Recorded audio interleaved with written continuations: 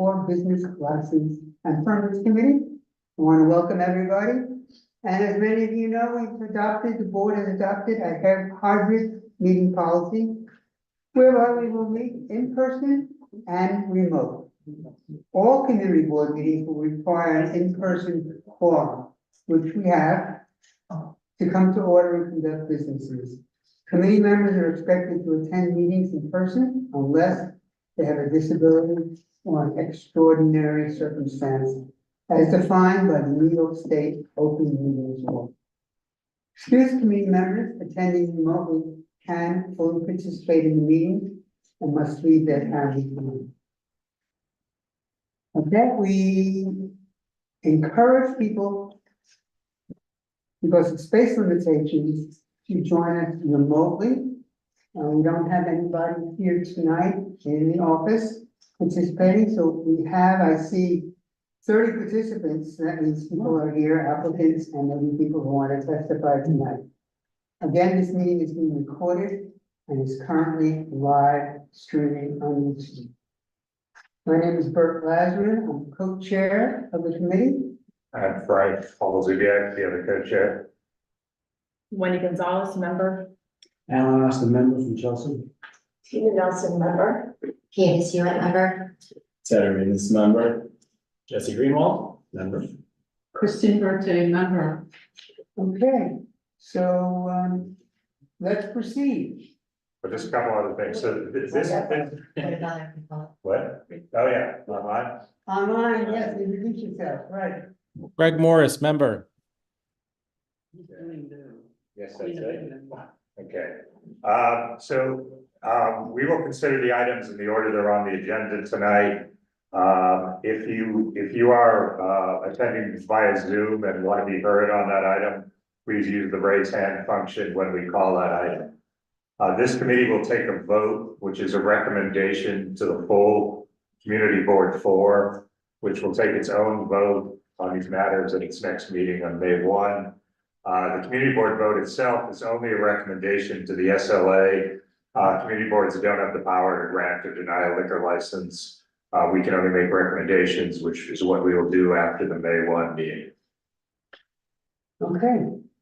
And we have an agenda tonight. We have 10 items on the agenda, and the way we construct our agenda, we organize it by type of application. So the first grouping are applicants who are just changing the method of operation. And tonight we have one. Item number 1, 802 9th Avenue, Scotty Enterprises Incorporated. They want to change to a 24-hour diner and with a 4 a.m. alcohol sales each day. Applicant here? Yeah. Raising his hand. Go for it. You have to remove your. Unmute, please. Charles, please unmute.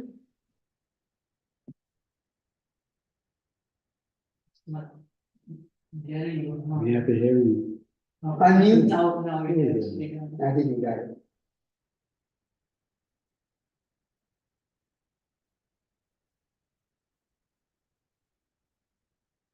Can you hear me now? Here you now. Welcome. Okay.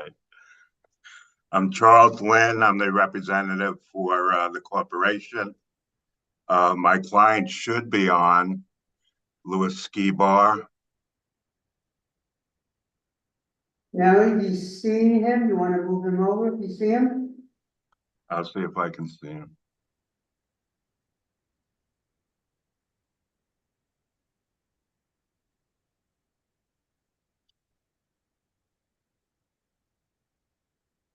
There you go. Lewis Ski Bar.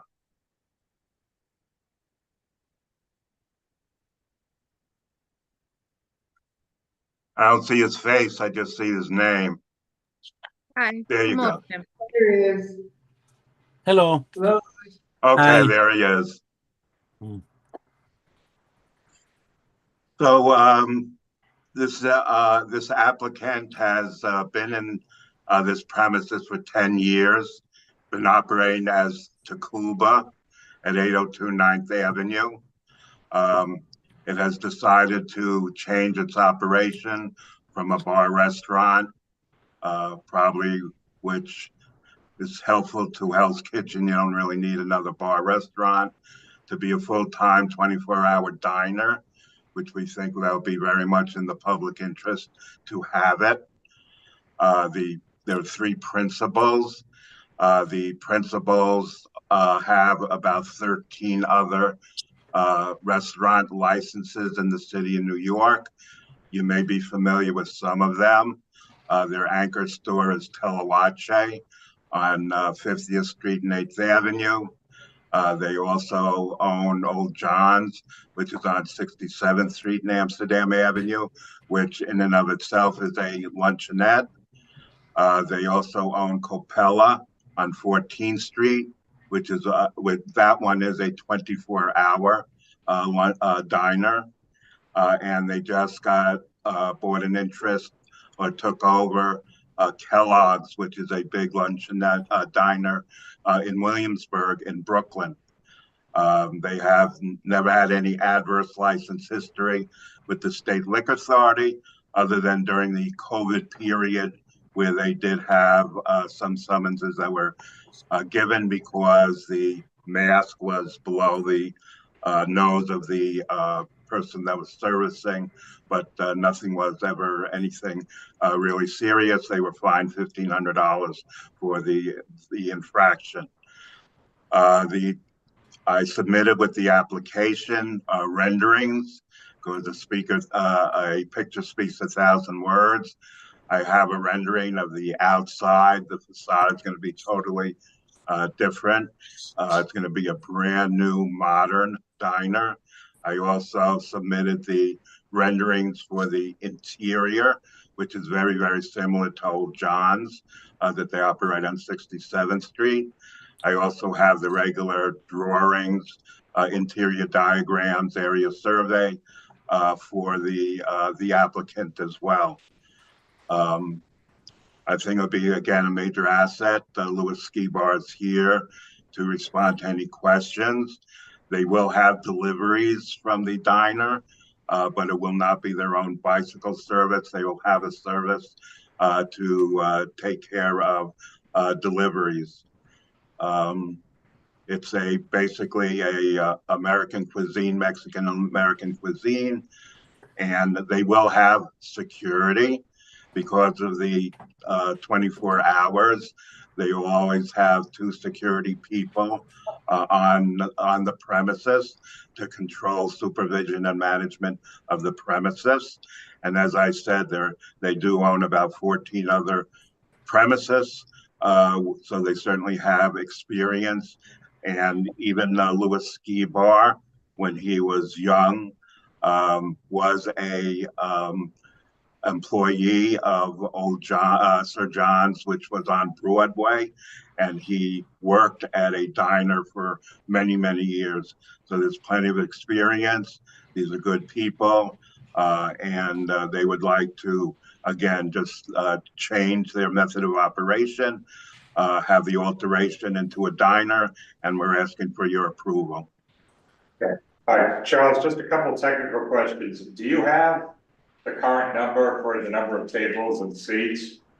Because on your prior application, Dallas, they seemed radically different from what you're talking now. At that point, you said the maximum number of people would be 175. Now you say it'd be 74. I was just curious what and on that application, you had 34 tables with 126 seats, plus another 24, plus another 18 seats at a bar. Which is sort of very different from your current maximum capacity of 74.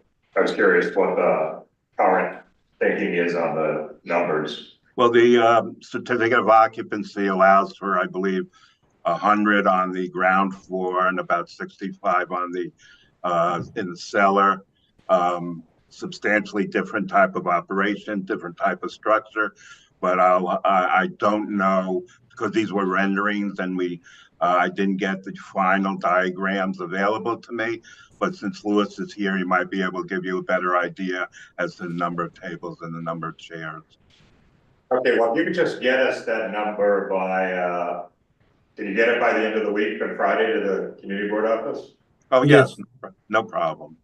Okay, the other thing, the new facade, aside from the entrance door, do any of the windows or anything open on the contemplated new facade? No, No. nothing like French No. doors or anything. I apologize, I just forgot one other thing.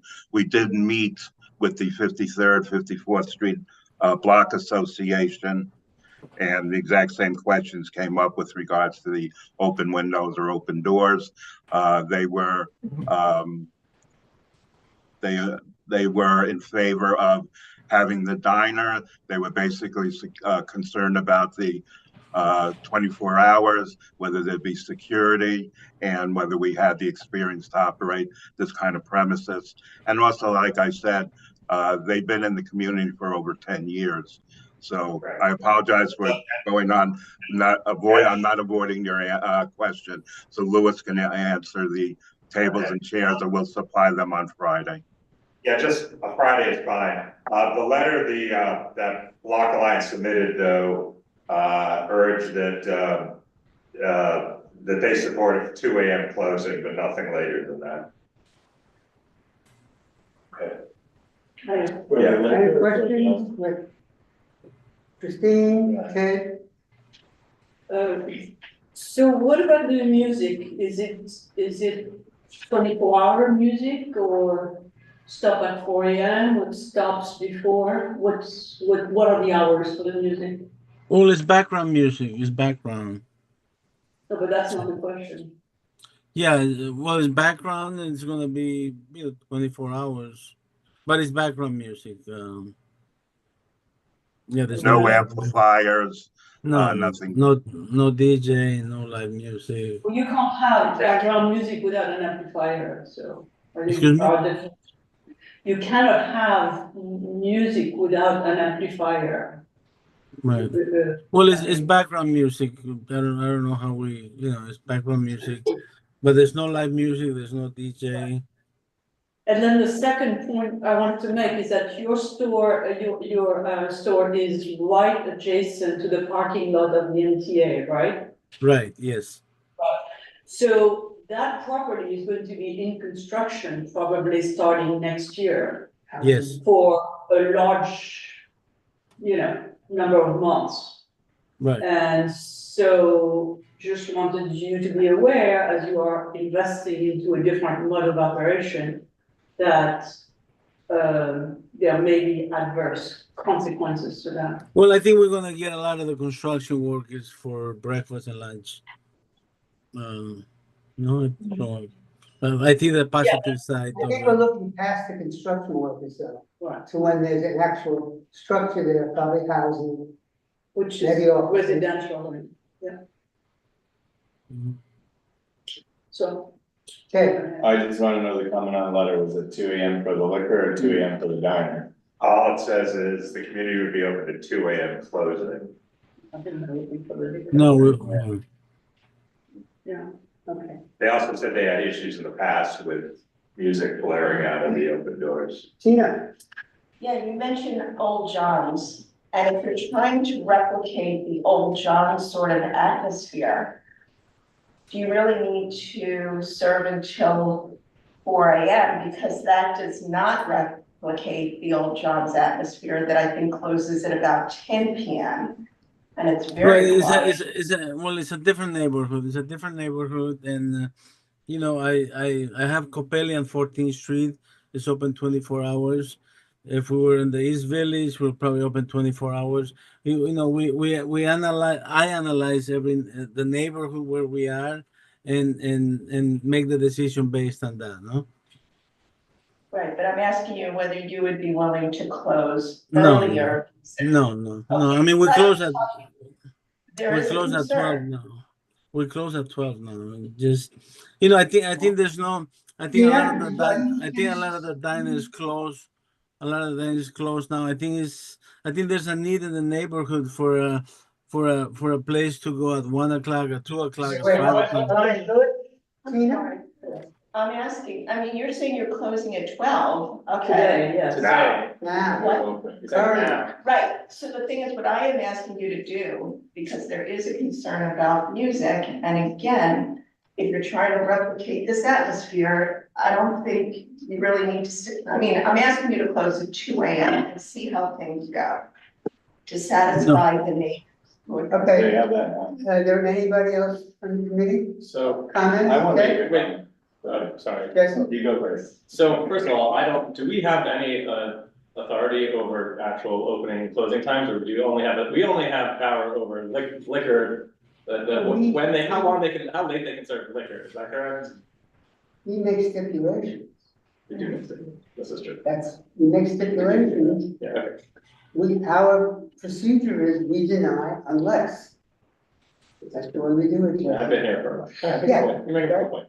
So I guess, you know, I don't necessarily, seeing that there are, you know, plenty of bars in the area that are open till 2 or 4, I don't necessarily, it can go both ways, but in my mind, I don't really know why a diner needs to serve till 4 AM every night. But I personally have no problem with the diner being open 24/7. I think that it is a need in the community to have very late night food. I think that's what New York is about and should be about. But you know, if going off the 54th Street Block Association's letter, I think a 2 AM liquor license cutoff would be more appropriate.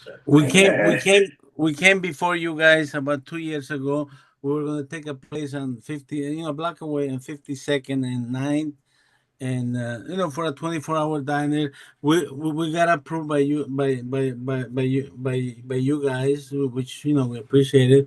But the deal fell through. You know, the lease negotiations. So we're here here. now. Louis, we're here now, and we still have. I'm Okay. gonna kind of just repeat what Jesse said, like there is definitely need for 24-hour diner. Renaissance was there. And at that time, it was really busy, really great.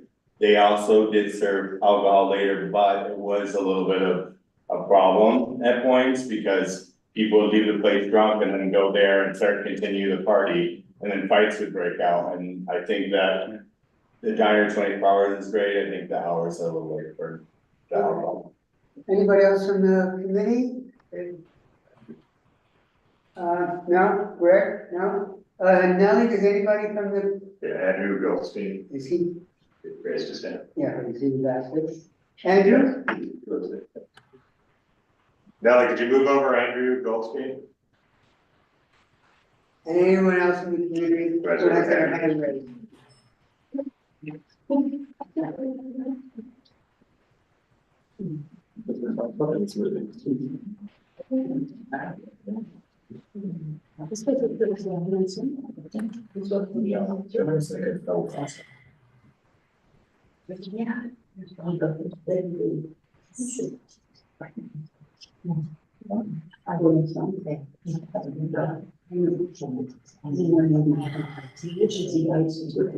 She said, I did not go to something. I said, okay.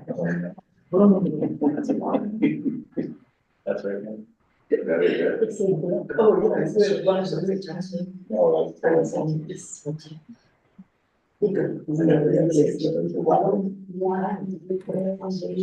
my God.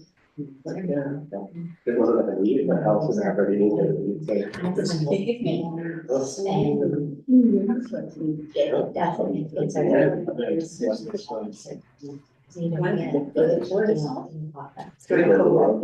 Andrew, Andrew, you have to accept in order to speak.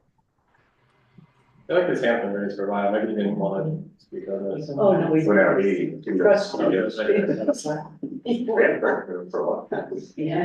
Andrew, do you want to speak? You went to the bathroom.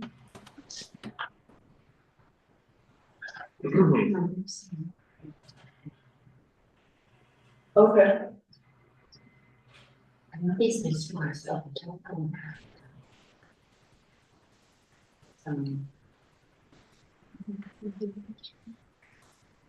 Hi, it's Andrew. Can you hear me? Yes, we can. Hi. Am I too late or I'm good? Go ahead. Okay. About Item number 1, 802 Ninth Avenue. Great. I live across the street from the restaurant, and I've lived here since 1991, so a little bit more than 10 years. So basically, we've had some occasional challenges with the Cuba and the noise, right, including the pandemic. With that said, I couldn't make the block association meeting, but I think that the block association and myself are okay with a 2 a.m. close, but not a 4 a.m. close, especially for a diner, right? We think if they have a 4 a.m. license there when they leave, because everybody leaves eventually, there'll be a 4 a.m. liquor license there. And we already have problems with the other bars that already have later licenses or other people that want 4 a.m. as well, right? Across the street, down the street. And it's a problem. We have a lot of drunk people that are on the street from 2 o'clock onwards. And from at 4 o'clock, it gets worse. So I would just like to say that I would like them to have the diner, but it needs to close. The liquor license needs to close at 2 a.m. We just don't need any more drunk people on the street. And when they had requested the sidewalk in the past or later hours, it was kind of the same issue. It was loud in the past, and we just don't need 4 a.m. licenses out there in a greater number of establishments. We could use a diner, right? That we could use. So that's all I wanted to say. So I'm kind of going along with the Block Association on this one. Thank you. I appreciate it. Anybody else with their hand raised in the community know? No, there's no one. Okay, can you hear a motion? Well, will he stipulate till 2 a.m.? Good question. I'm fine, I finally back into what we do again. Scott for a second. So, Charles Lewis, you're hearing many people speaking for a 2 a.m. alcohol stop. What's Can I your make a reaction? comment? That's what we're asking for a comment. Okay. I would just like to say that, again, these are experienced restaurateurs. If there was any problem with security or a focal point of police activity, it would have to be absolutely ridiculous for them to take that kind of risk, because if that license is revoked or canceled, it will adversely affect the other licenses that they do have. So that's item number one. Number two, you can see, I hope from the photos that they are expending a large amount of money to improve this premises. And again, it would be really foolish to not maintain proper security and risk this kind of investment that they are making. Third, again, they've been in the area for about 10 years. I think they have a very, very good reputation.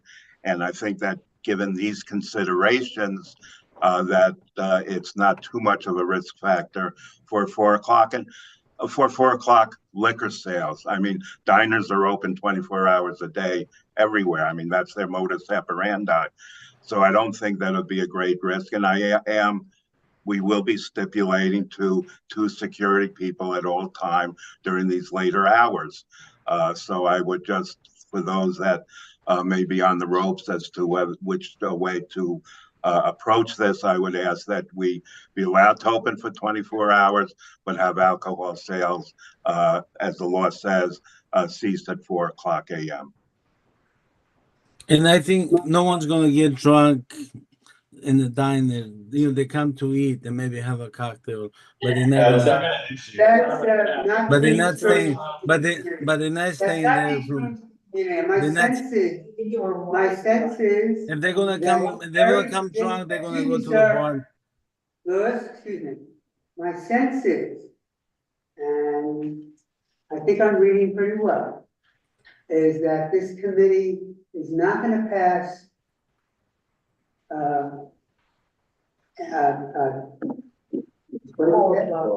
4 a.m. liquor stuff. I think this committee is headed for a 2 AM. That's the reality here. And I think we're listening to the community, and we certainly appreciate the fact that you're having at late hours, the security, but the experience, regardless of anybody's working in anybody's particular application, particular site, bar, restaurant, the experience of the community is that, I think Ted, you said it, that lots of people walk around drunk and then they go, oh, this one's open to 4, let's go in there and get more drunk. Yeah, but they're coming to a diner, they're going to a bar, they're gonna come I to eat. In fact, they're gonna come to sober up. I said, come on. You know, they're not gonna come in, oh, let's go get bomb at a diner. You know, they're gonna go to across the street where there's music, or next door where there's a dark, bar. You know, come on. Unfortunately, there are a lot of locations where they can do that. So it's not a question that they would be forced to, and you certainly don't go to a diner to continue your celebration. Like I say, the opportunity in Hell's Kitchen, unfortunately, I should think that within 700 feet, there's about 40 other restaurants. Yeah, it seems like the value then between 2 AM and 4 AM. You explained that you don't really need it till 4 o'clock. It's kind of over too. No, but I mean, if someone comes and have wants a Cuban sandwich. Okay. If someone wants a Cuban sandwich at 3 o'clock in the morning. As I said before, my sense of the committee is that a 4 AM is not going to pass in a resolution here. That the reality of this committee is it's going to be a 2 AM.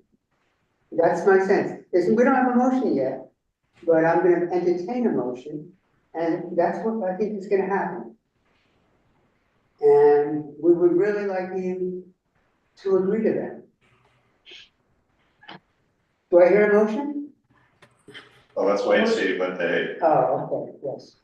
So, as Bert said, and it's my sense as well, if the committee votes, it's gonna, on a 4 AM license, it's gonna be to recommend denial. So, your choice is, do you want that vote going to the full board, or do you want to agree to a 2 AM, which would pass here? No, I think we need a 4 o'clock, because I mean, if someone wants to have a sandwich at 3 o'clock in the morning, why tell them no? No, come So on. you're saying you don't agree? Okay. No. Make a statement. Okay, so motion to oppose 4 o'clock liquor set. But recommend denial of an application for 4 AM. Right. With a fallback that we'd be okay with too. Yes. Okay. And is the applicant very clear that we're talking specifically around liquor? So you could be open, so if somebody wants a sandwich at 3 o'clock in the morning, no problem. But if they want a sandwich and a cocktail, that's. But I mean, if someone's gonna come and wants to get drunk, they're gonna go across the street where there's music, or the Irish bar next door, or the other bar. Come on, I think it's unfair. I think it's unfair. You guys. Opposed? Right here. We got you. President not eligible? Okay. Thank you. What are you looking at now? Nothing? Midnight.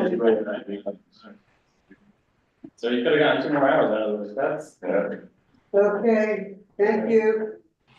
Now, the next grouping on new wine, beer, and cider license applications. The first one, we have 3 applications here, and item agenda number 2, item 2 on the agenda, 122 West 26th Street.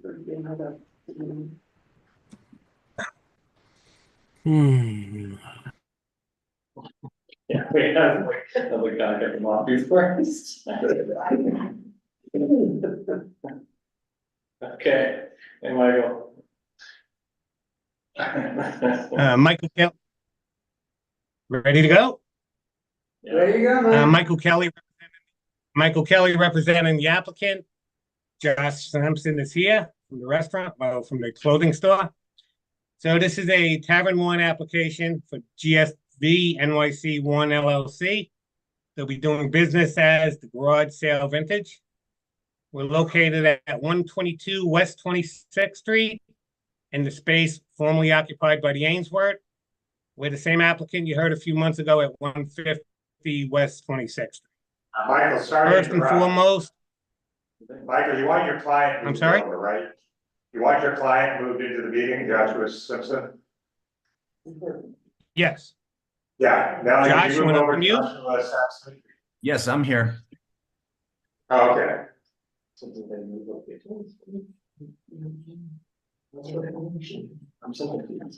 Yeah, Mike, sorry, didn't mean to interrupt. Yeah, so go ahead, continue, Mike. Okay. First and foremost, we're a vintage clothing store looking to have wine and beer for our customers who may want to drink while they shop. What we aren't is the Ainsworth. We're well aware of the problems they caused in the neighborhood. I did go online and I saw what was going on there. They had the occupancy of 255, but the clientele were there to party, listen to DJs, and very loud music.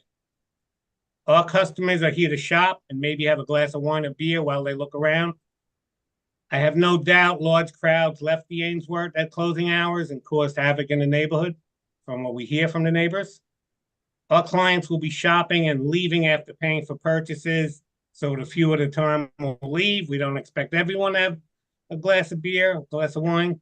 Our retail operation will be on the first floor, which has approximately 6,546 square feet. Approximately 5,466 square feet will be used for clothing and other merchandise. 1,100 square feet will be used for the bar and seating area, which is about 16.8% of the total square footage. We would stipulate to that.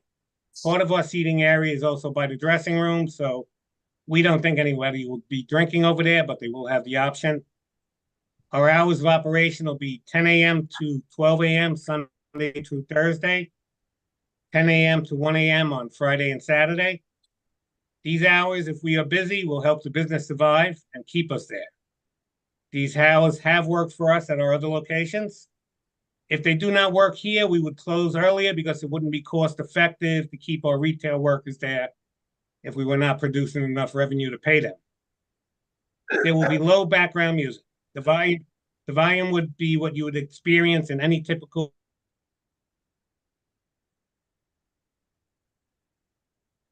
and to about a 13-seat bar.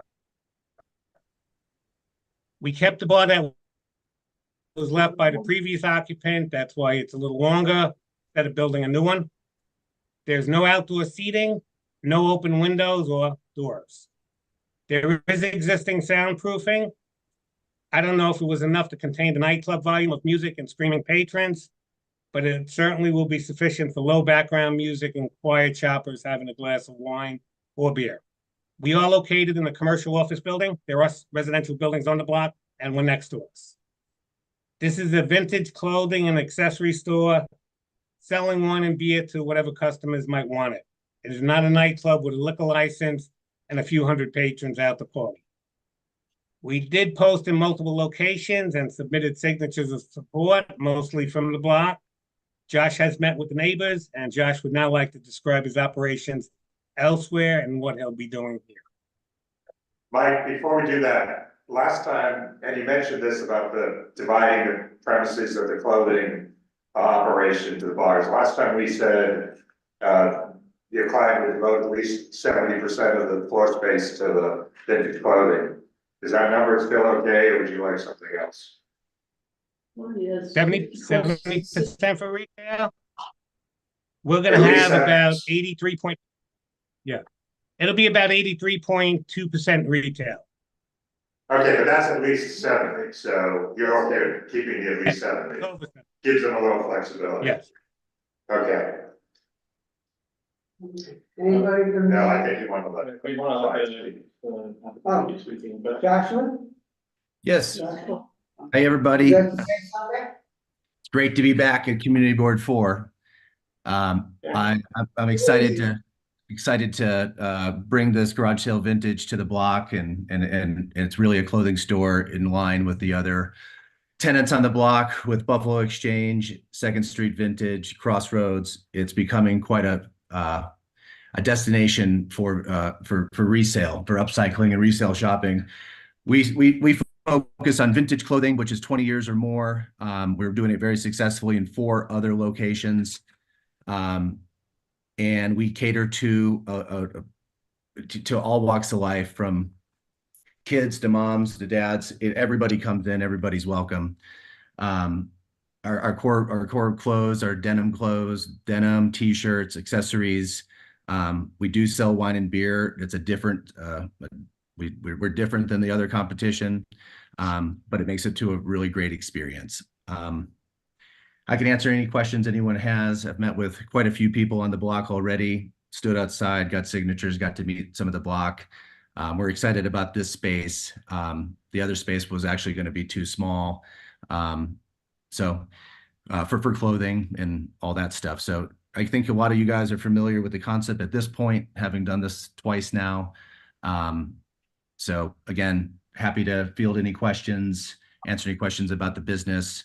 Again, this is a vintage clothing store that sells beer and wine, and it's a pretty good use for the block, in my opinion.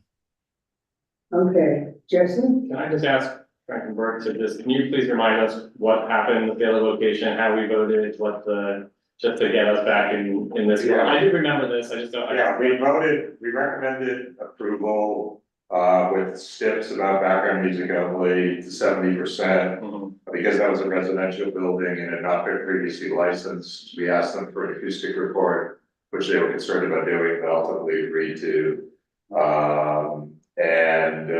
With that, we recommended approval. At least this committee did. I can't remember if it went to the full board or not. Yeah. Were the hours the same? The hours there were 11 and 12. And they're 12 and 1, yeah. Jesse? That's fine, so I understand that the commitment from reading people's testimony, people are concerned about what was there previously, the Ainsworth, there were definitely concerns. I obviously don't think that this applicant should be held to the same, to be assumed to be the same, that operator. But at least some people do suggest some other potential stipulations that could give people at ease. For example, stipulations about no events, promoters like ticketed events there, because I can see them doing that. And maybe that's something else we'd like to have for. But otherwise, I still think in the same way that we were willing to give them a shot in the previous location, we should be willing to give them a shot in this location. Tina? And having read all these, emails, I'm curious why we wouldn't want to sound report also in this space. I can go into the detail there. I called the same sound guy that came last time, and I told him about the concerns, and he told me it'd be virtually impossible to do it. There's a 20-foot easeway, and the sound that he'd be required to take would be from the middle of the street. Since there's no residents above us, we don't open our doors. That's what Mike already said. It's a very expensive thing that we went through last time. And it is not necessary for this location, according to the sound guy. So the difference last time was, I forget what the place had been, a dry cleaner, it had never been licensed, and there were residents immediately above. This is a commercial building. It had been licensed, and as you heard, it caused a lot of problems. But as I recall the problems, it wasn't with people in the building, it was people out on the sidewalk fighting, all sorts of rowdiness, people standing on the sidewalk. There's a sports bar to watch games through the windows and yelling and screaming. But that's not stuff you gotta control with the noise report. So what he's saying is there's no, this, you're not gonna test with the commercial clients within the building. And I don't think it has anything that opens. Besides, I don't think there's a class. They keep saying French, everyone mentions these French doors. Yeah. Do we know what that is? I think you should put 2 open I doors. think it's just the front doors. Does the space, Michael or Joshua, have French doors or anything, or is it just the main entrance doors? They will be locked permanently. We don't want people being able to walk in from a merchandise perspective. We're a retailer, so you got to think about, put your retail hat on for what we do. You do have those special kind of doors, but you're gonna lock them, and people will enter and leave through another door. Yeah. Is that a yes? Yes. Yes. Okay.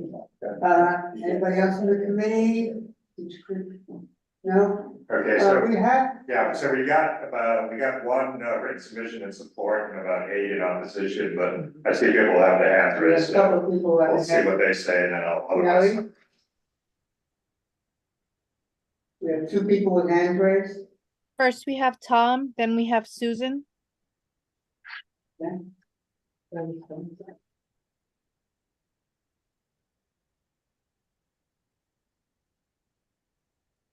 Tom, you have to accept in order to be moved over to speak.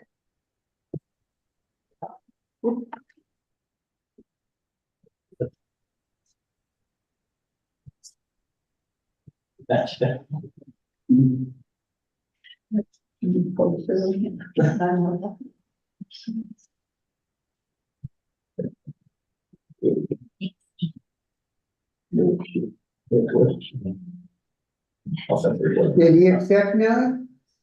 Tom just accepted. Tom, you can unmute, and then Susan.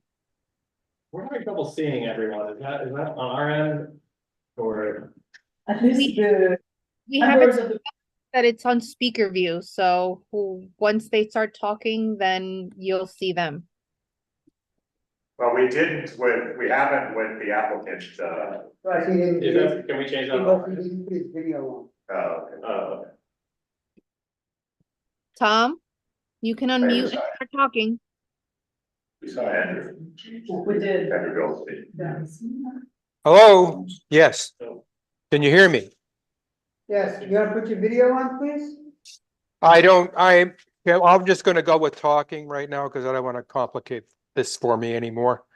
The question about the sound report, the differences here, even though it's a commercial building, is that particular space has a complete glass front. It does have French doors. The problems with the Ainsworth was that it had a complete glass front and sound just came right through that. Also, they are asking for a, bar seating that is 3 times as much as what they were asking at 150. So there'll be considerably more bar seating at this location. And I am asking that they have 11 to 12 hours and that they do a sound report because of the glass fronts. Yeah, Thank you Tom, very I'm a much. little confused. Tom, I'm a little confused. Last time they wanted 10 seats when they were at 150, now they want 13. 50. I have 13. Oh, okay. I thought it was I counted in the 30s that they wanted. Am I mistaken? Yeah, no, the numbers on the form itself is 13. 1 bar, 13 seats. And what about the other seating besides the bar? 3 tables with 24 seats. Is 20. Well, that's 24 seats. That's 24 times plus 13, isn't it? Oh, I thought you were talking about only at the bar, I'm sorry. But I mean, this is a significantly bigger space. Yes. Well, it's significantly more noise too. We're still only talking about 37 seats. Right, it's very small. And the doors will be permanently closed. Well, Sorry to interrupt, Tom, you can continue. I misunderstood what you're saying about the capacity. Oh, okay. Well, that's what I had to say about this. If you don't agree with me. Okay, thank you. All right, you're welcome. Next. Next, we have Susan. Hi, thanks so much for taking the time to listen to me. So I would, because of the history of this place, I would just really ask you to put in stipulations for the first year, and if they turn out to be great neighbors, to revisit it. I would ask for even earlier closing times, since they're saying mostly it's a clothing business. I don't understand why it can't have closing times that more adhere to retail, which is like 9 PM Sunday through Thursday and maybe 10 or 11 on Friday. I would stipulate those windows were renovated to be able to open all along the front of it. So I would stipulate that they need to be renovated so that they're permanently shut, not just, trust that they'll keep them shut, but stipulated that they're renovated so that they're unable to be opened. And that, the Ainsworth was never properly soundproofed at all. So look, I could hear it in my living room, the music from there. So I think it definitely needs a sound report, and, sound engineer. And, I would stipulate that, I would request that you guys stipulate that there's never DJs, live music, ticketed events, private events, anything like that. So that's all. Thank you so much. I just really I feel like it would be great to be strict for the first year, and then if they're amazing to, go back and rethink things. Thank you. We also have, there's another hand up, Nellie? Andrea?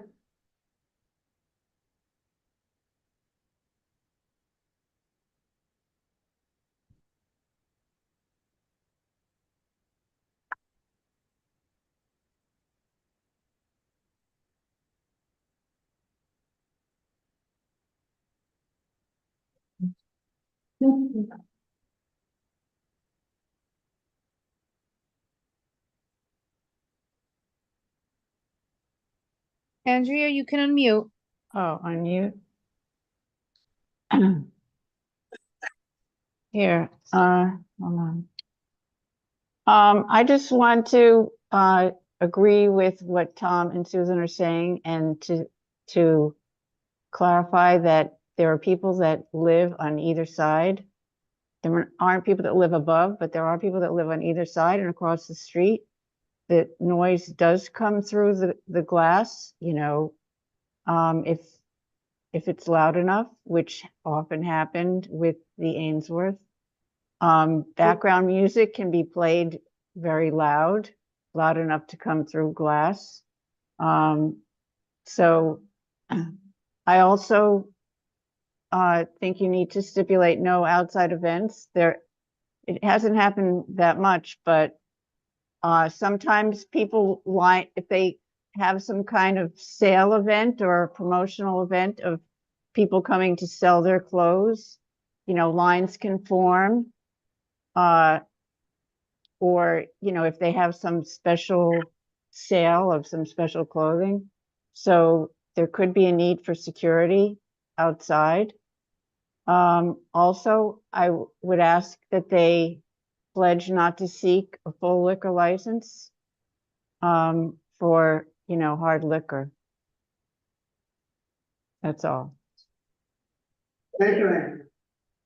I just had a thought, since they already have a relationship with a sound engineer, could there be a recommendation, could they put some sort of limiter on the sound system that the sound engineer can recommend?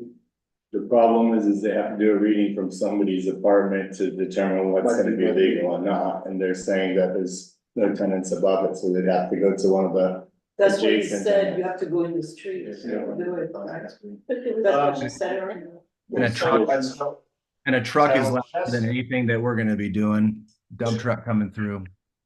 Yeah, so I mean, I think we should look at the history of this place. I mean, the last people who wanted to go in here, you recall, was an adult entertainment place, which we, recommended to oppose. I mean, it is gonna be some kind of licensed establishment.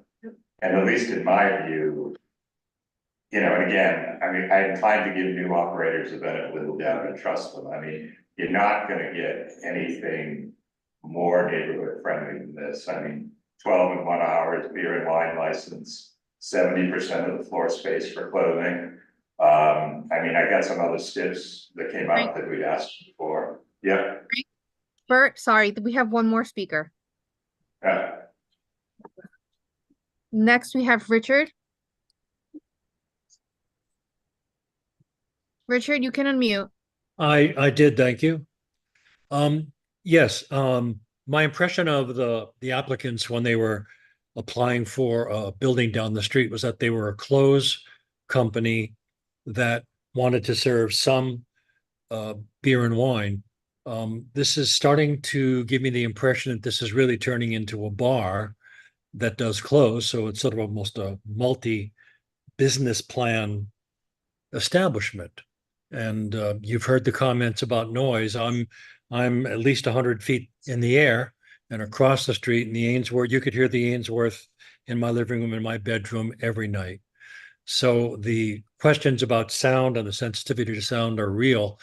Someone just mentioned, can a limiter be done? The gentleman on the top of the hotel, I think that's at 150, were very considerate. They had a pretty smart engineer.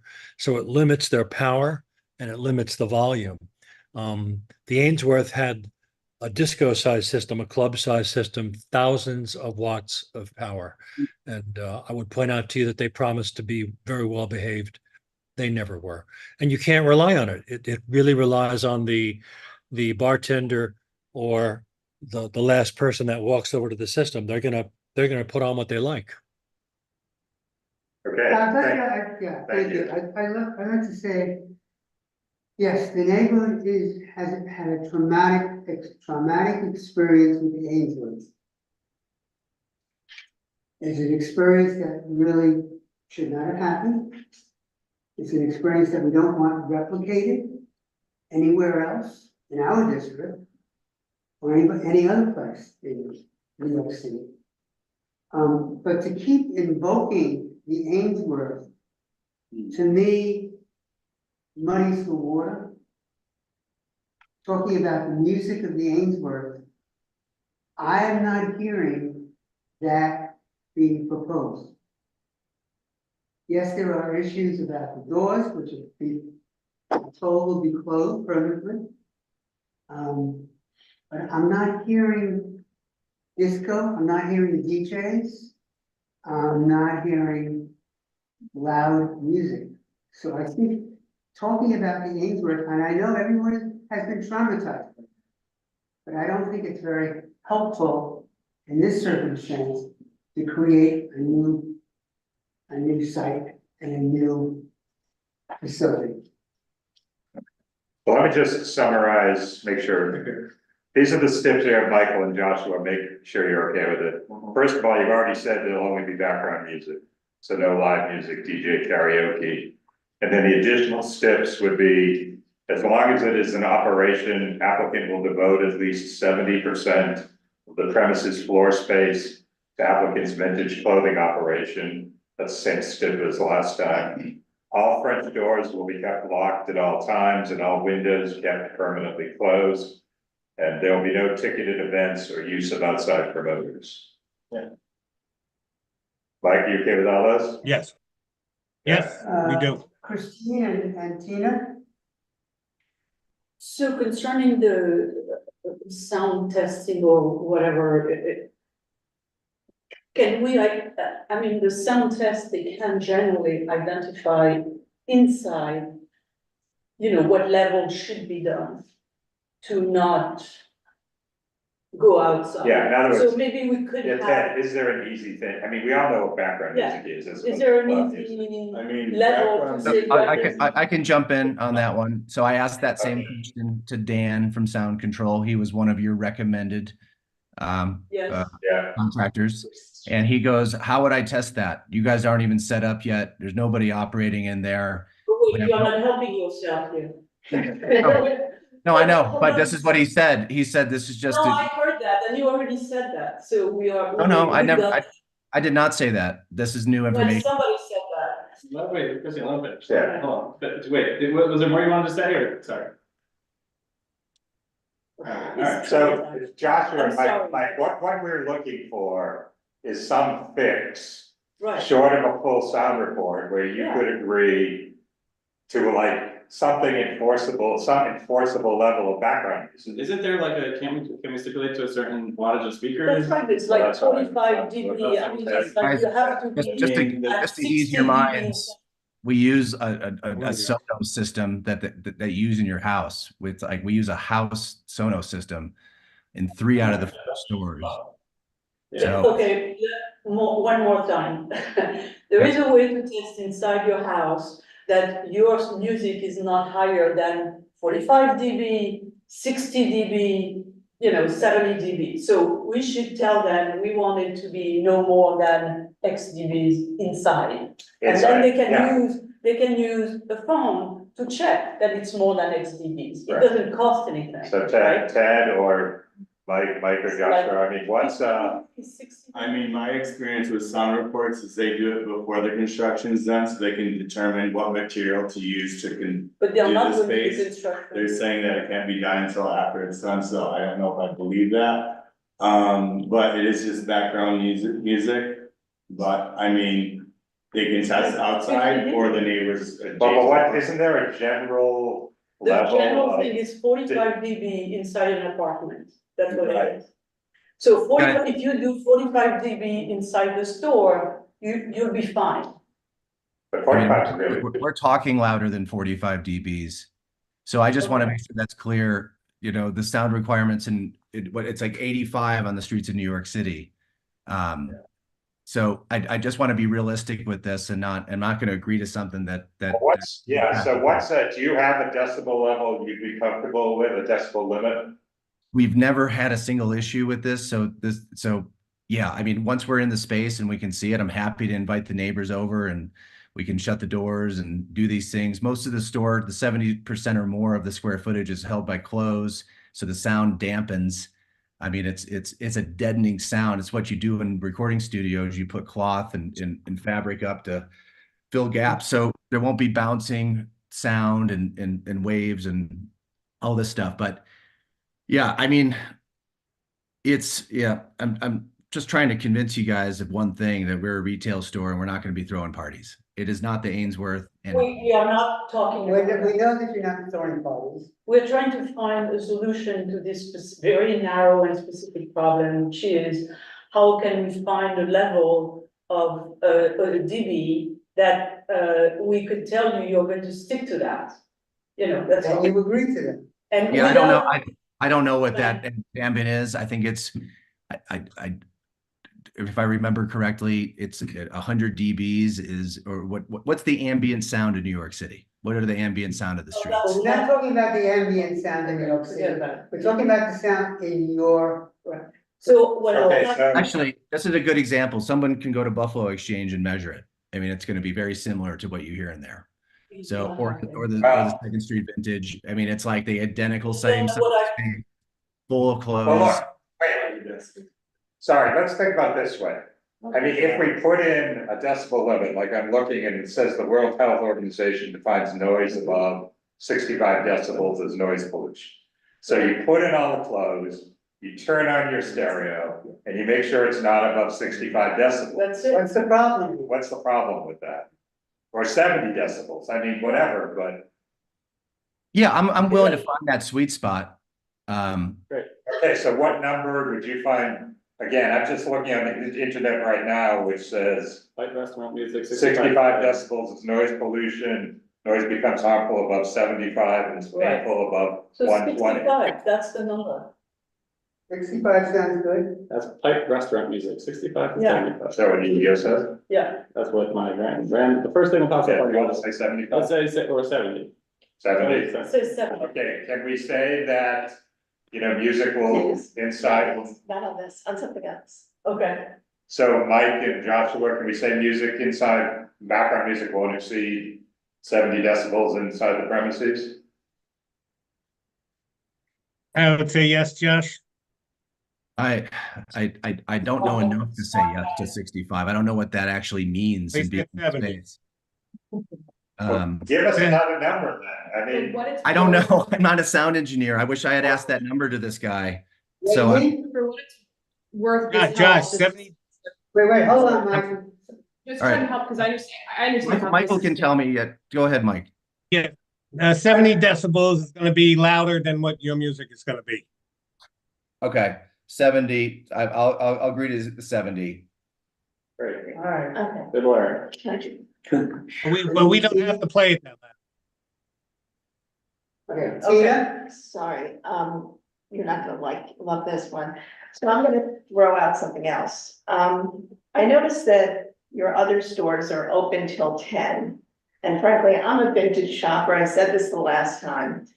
I mean, I'm excited about this place, but I still have a hard time wrapping my head around the fact that it's a vintage store between 8 o'clock at night and 1 o'clock in the morning.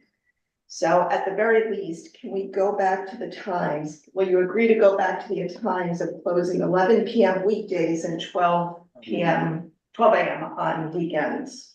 So our summer hours in other locations are till 12:30. I just, quite honestly, I went on your Instagram and there's a lot of drinking and a lot of partying, so, and I'm listening to these people who are concerned about, sorry. Who are concerned about the noise, so I'm just asking whether you'd be willing to go back to the 11 and 12 AM closing times. I mean, doesn't 70 decibels take care of that concern on hours? Oh, it has to do with closing time. Yeah. And I think it might have been you, Tina, saying, let's do an earlier closing time and then come back and see what the experience is in a year, Well, 12 months, 10 months. And one of the neighbors said that too. Yeah. Right. But I mean, let's face it, I mean, this place had been open till 4. So why don't we do 12 across the board?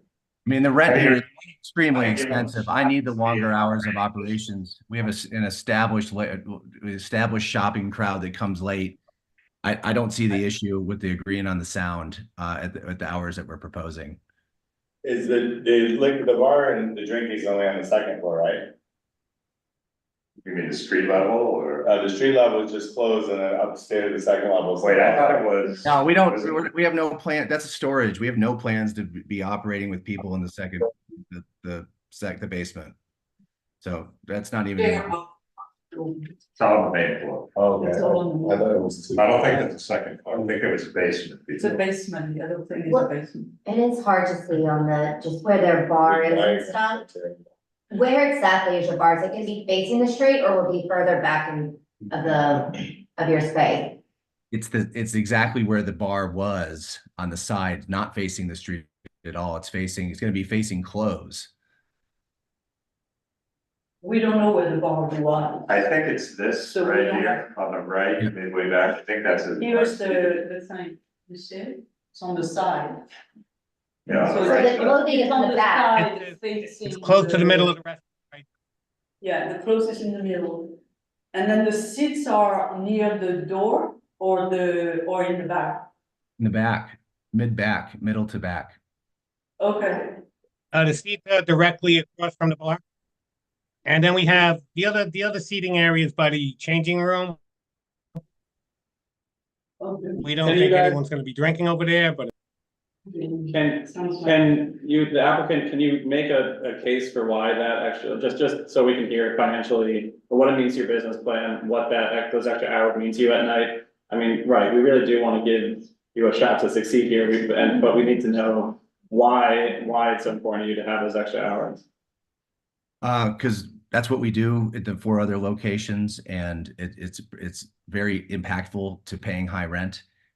Every hour that we can be open, it's huge rent. I mean, I don't know what you guys are used to, but this is crazy rent, and we need as many hours as we can. We're happy to control you, do the thing on the sound, but But it actually, it is a helpful question in the sense of like, so it's just about the number of hours in the day. It's not necessarily because you see a huge surge coming in at 12 AM and that's what happens every time because you are like, is it more just because you're just trying to fit more hours in the day? Exactly. And we're not the place that people rush to at a late night to go get a beer or a wine. But yeah, that's exactly the answer. We need as many hours as we can. We found that opening at 9 AM is too early. 10 AM is the sweet spot in the morning. And we go to 12:30 in Denver. I mean, and so New York City is a late night crowd. There's a 24-hour business everywhere. And so 1 o'clock is our intention. So, I mean, there may be different feelings on the committee. I think I'm okay with your proposed hours. The other thing we've got to remember is they're limiting themselves to alcohol sales at 30% of the capacity. And the alcohol is just beer and wine. And it's just beer and wine. That's my main They example. rent the entire place. I So think they've given up a lot of high profit. Yeah, Okay, let's, I'm good. and now, right, On your, just on the form of the application, it says it's not applicable on the French doors, do you need to change that? Oh, yeah. Okay. Yeah, so. We're making that a step. Yeah, thanks, we did notice that. So, Mike, on page 5 of the application, you didn't circle French doors, but evidently you have them. So, can the application, can we just say, where it says we will keep them closed, just all French doors will be permanently locked? Which you already agreed to as an additional step. Okay? I'm good with that. Yeah, It's just a yes, we form. agreed to that before. okay, can we now have? Was there somebody else in the community have the hand up? No, I think we can talk it down there. I think it's 10 to 8 now. Yeah. Can I hear a resolution, a motion? A motion with the steps that Frank had made with the sound, you know, once he opens, the sound will be set with the neighbors. And, yeah. I think we have. The sound is 70. But yeah, so. 70. Okay, I'll summarize quickly, but 70% of the premises devoted to, at least 70% devoted to the vintage clothing. French doors kept locked at all times, windows permanently closed, no ticketed events or outside promoters, and background music shall not exceed 70 decibels inside the premises. Okay. Second that motion. Yeah. Okay, what are we talking about time? Time is, Time is what they. What it was, 12 and 1. all those in favor? Okay, opposed, that's not eligible, abstained. Okay.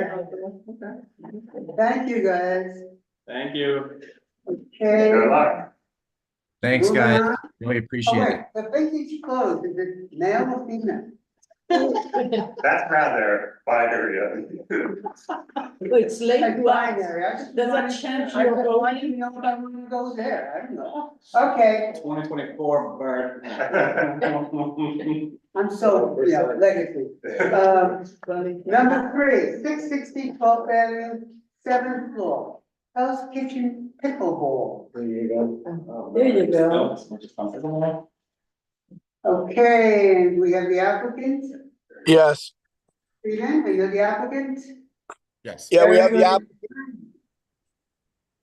Okay, go right ahead. Hello, this is Hell's Kitchen Pickleball, which is at 660 12th Avenue. It's a beer and wine license. The hours of operation are 6 a.m. to 10 p.m. 7 days a week. Essentially, this is a pickleball facility. There are 7 courts on the inside. There are 16 tables inside with 40 seats. There is an outside area of 15 tables with 54 seats. There was 1 bar inside with 15 stools. There are no promoters, no live music, no DJ, no dancing, no karaoke. There are only 4 premises within 500 feet. I believe a representative of the community board went by the space and looked at it. So we're happy to answer any questions you might have. Great. Yeah, so I went to look at the outdoor space. Well, first of all, this is a multi-story building. We've already recommended approval of a event space 1 floor below it that has its own outdoor space, and we haven't had any problems with that. This building basically is across the West Side Highway from the cruise ship loading dock. The nearest residential buildings are full avenue away, and the only one that's there, I mean, closest is the Print Hotel, and then there's a newer, some newer apartments across the street from the Print Hotel on the east side of 11th Avenue. And we know But the there's Print- absolutely nothing around this. So agreed to close at 10. The outdoor space? What? The whole thing, the whole operation. Closes at 10. Great. And again, it's a big space, but it's mostly pickleball. Great. Yes. Go ahead. No, well, it's Christine's question. Christine pointed out, we are a little confused on how do you get to the bar without going outside? Or how do you get to the back tables without getting? Right, to the tables on the right. Without crossing through all the pickleball courts. So if you see, I'm guessing you're looking at it looks like probably from left to right is how you would enter in. There's, Yeah. so the way it works is you would pass in, there's like a reception area, there's the small bar on the left. And if you go down and around below, there's a long hallway where there aren't any courts below. And then the entrance to get outside is on that. No, exactly. But there are all these, we're seeing, it doesn't really matter. So how are you serving? It doesn't advance the conversation. Yeah. How are you serving to those people, or there is no service? This is self-service, people take it from the bar and go around and. Yeah, basically, people will be able to walk around the space. There's not going to be a bar outside. Yeah, it's mostly the idea here is we have these courts. We might put an additional court outside. Frank came by, he saw the space, but it's just more of they'll play, and then if they want to have a beer or a glass of wine afterwards in that area that's in the north west corner of the facility, and the rest is kind of lounge and even kind of hanging out co-working space. A service bar there on the north corner. Yep. I actually don't, sorry, but is it like a bowling alley type model? You just you can rent out a court and come and drink and hang out, or is it a membership model?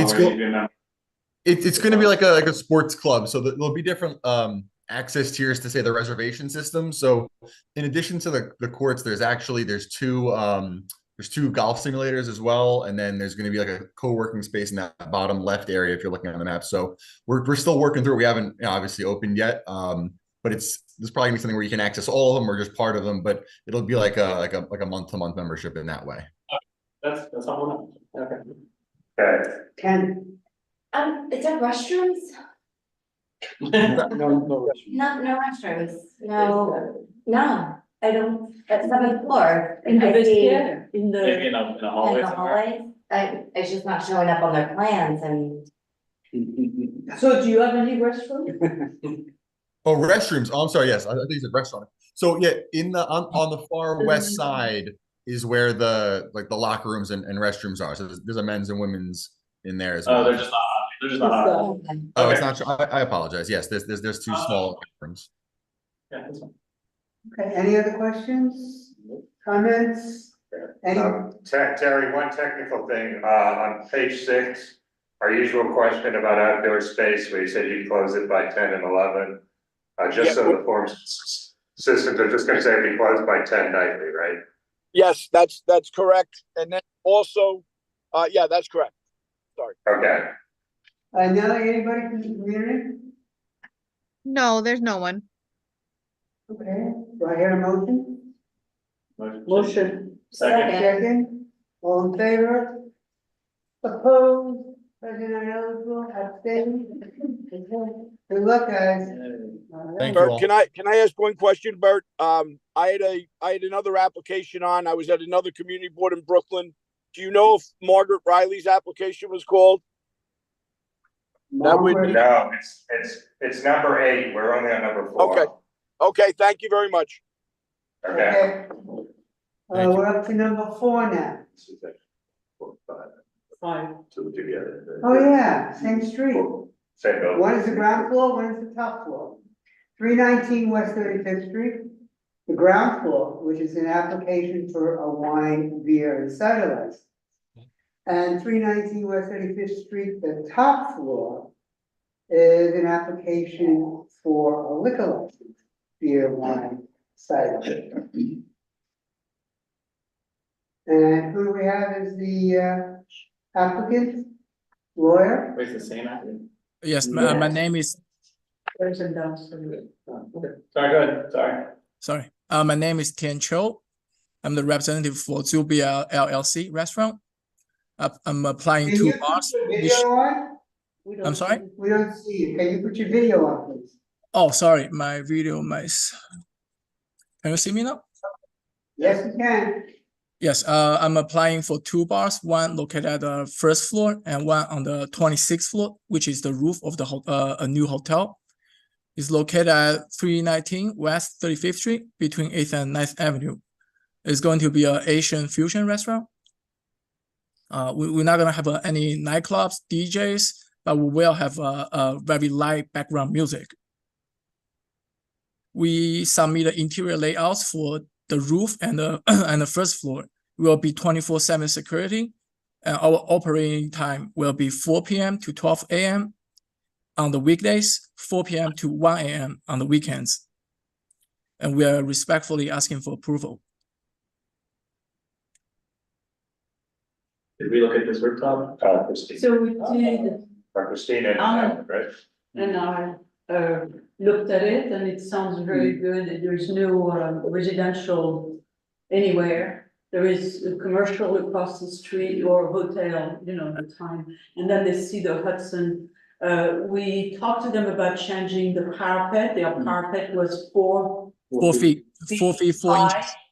Correct. Yeah, and we asked them to increase it to 6 feet because, you know, so that people don't jump outside, right? Yeah.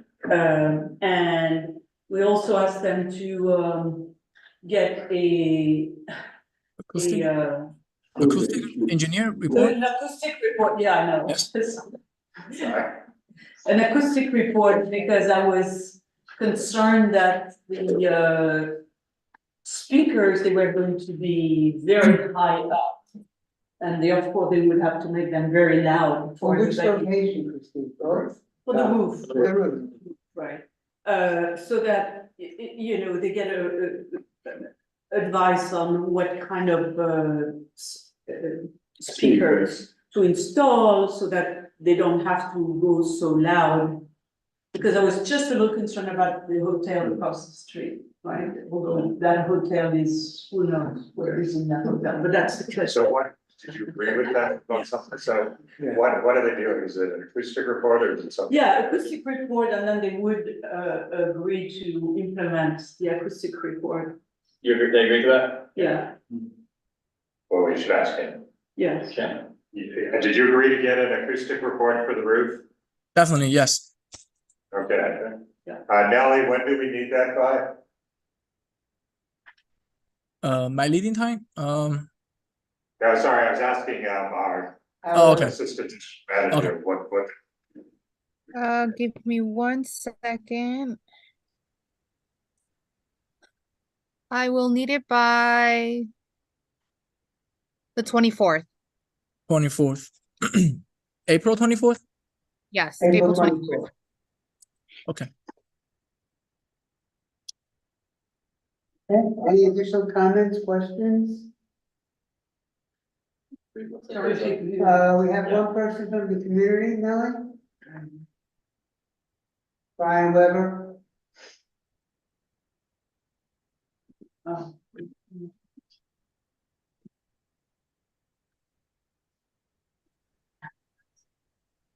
Frank, Bert, can you hear me?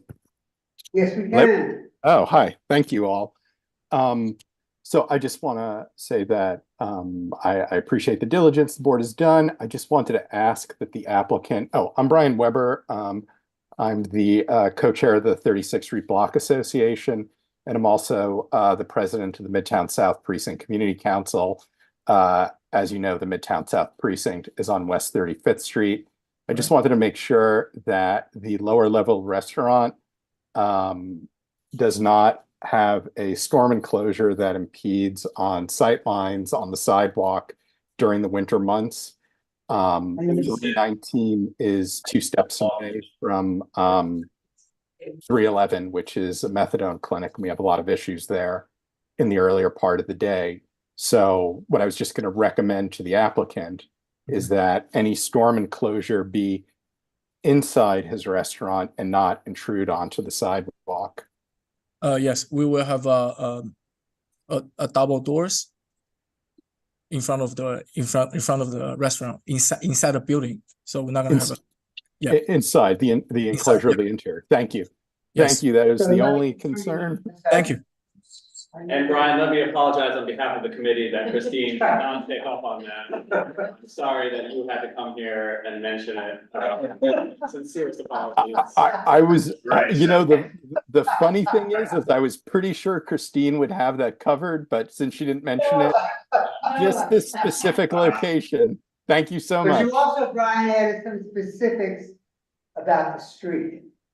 And, which is important Yeah, also. so to the applicant, we're gonna change your form on the ground floor space and say that you will not have a store enclosure.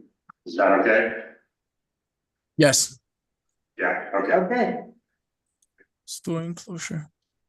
Can we do a double motion or? No, it's probably doing separately. Okay. So on the agenda item 4, the only change would be that on page 5 saying there'll be no store enclosure. Motion to approve. Second. All those in favor? Opposed, present not eligible, abstained, okay. We have for number 5. Okay, number 5, we'll have 2 additional steps. The applicant will increase height of parapet surrounding roof to 6 feet. And the applicant will obtain an acoustical report from an NYC approved acoustical engineer and submit the report to MCB4 office by April 24. And the applicant agrees to implement the recommendations of the report. You okay with those 2? Yes. Okay. Okay, thank Motion to you. approve. Second. All in favor? This one is really good chair. Opposed, I just feel like present not eligible. Thank you. Thank you so much. Double good luck, to both of them. Okay. Item number 6. Moving a little south and a little west, 601 West 26th Street, 10th floor. We saw it, it was great, let's approve. Yeah, this is the outdoor, the stair at We went in the pouring rain, like, let's get. Oh, yeah. Yes. So give us some credit, let's just move on. Let's take our word for it, it's gonna be fine. Well, let's give the attorney a little bit to say with the. Yeah. Oh, Let's let earn mine. Okay, the Unless I applicant, think you're muted. applicant, attorney, want to say something? Good evening. My name is Alyssa Yowie. I'm the attorney for the applicant. With me tonight are Mike Landine. Mike is Senior Vice President and General Manager of RXR. David Guys, Senior Vice President and Head of Hospitality and Amenities for RXR. I also have Alex Pincus with me. Alex is the owner of SL F&B Management. They are the manager for this establishment. And then lastly with me tonight is Nate Perna. Nate is our certified sound engineer with Trinity Consultants. And we did forward that acoustical report, sound report to you earlier this week. So before you is an application for a restaurant and amenities floor space located on the 10th floor of the Star at Lehigh building.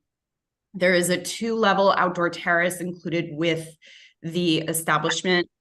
The establishment's currently under construction. It's slated to open later this spring, early summer. Just some background on both the applicants. RXR does hold other liquor licenses, 2 of which are located in this building. They are the owner of Ali Ali Market on the ground level, and then Haven Mar, which is a restaurant located within the building as well. They have 2 pending applications right now for restaurants on the 4th and 5th floors at 5 Times Square. SL F&B Management LLC is a subsidiary of Ocean LLC, which is wholly owned by Alex Pincus and Miles Pincus. They own and operate Crew, which has 7 restaurants, 6 of which are in New York City. 1 is in New Orleans. So we do have established operators here. As we discussed last month, the space is intended to be used as a restaurant space open to the public. It is an amenities floor as well for office tenants of the building. So there are areas which office tenants of the building can utilize space for training, team building events, etc. In addition, we anticipate hosting private events within the space. The 500-foot rule is implicated just because of the Ali Ali Market and Haven Mar. But we only have 3 establishments within 500 feet. We do not have a 200-foot issue. There are 5 bars total within the space. 2 of the bars are on the interior, 3 are on the exterior. We also have 1 service bar inside. There's 42 tables, 136 seats on the interior, and then 21 seats at the bar. And then we have 68 tables, 184 seats at tables on the outdoor terrace, and 27 seats at the bar on the outdoor terrace. Our hours slightly changed from what was presented last month. This was done in consultation with crew, the manager, just based on how they anticipate operating this space. So the hours of operation are anticipated to be Sunday through Thursday, 7 a.m. to 12 a.m., and Fridays and Saturdays from 7 a.m. to 2 a.m. Music hours are 3 p.m. to 12 a.m. Monday through Sunday through Thursday. 12 to 2 a.m. on Saturday, and 12 noon to 2 a.m. on Sunday. Dancing will be held during events. As far as sound goes, we will have recorded background music for ambiance that will be played softly through ceiling speakers, as well as occasional live music, DJ, and potentially karaoke for events. It depends on the types of events booked. It's anticipated that, maybe for some of those team building events, et cetera, that those might be the types of events where we would see karaoke. Permanent speakers located on the outdoor terrace are for ambient noise only. Although music will occasionally be amplified both indoor and outdoor, depending on the event, we are aware of the New York City Noise Code decibel level, and we will only play music on the exterior at levels recommended per our sound report, which I believe was a 95 or less decibel level, so as not to disrupt any neighboring buildings. Our sound engineer is with us tonight, so if you have any particular questions, feel free to ask those. We are implementing all recommendations of the sound engineer. We've taken steps to install features, including landscaping, walls around the perimeter. There's a trellis on the outdoor terrace, all which will help to block noise. In addition, with respect to controlling the sound equipment, only a few senior on-site team members will have the ability to access the sound equipment and control the noise. This was again, recommendation of our sound engineer.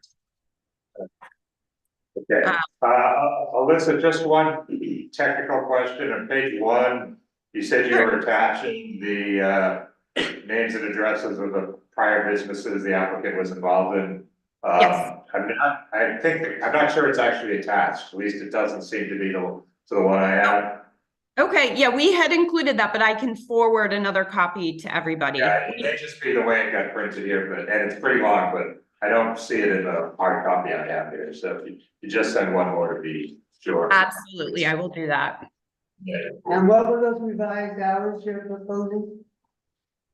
I'm sorry? What were the revised hours you're proposing? So the hours were changed to the 7 a.m. has always been the opening hour. We adjusted the Sunday through Thursday closing hour to 12 a.m. and Fridays and Saturdays 2 a.m. Okay, from 10 p.m. to 12 a.m. you're changing it, and then on the weekends, 11 to 2 a.m.? 7 a.m. to 2 a.m. on the weekends. Okay.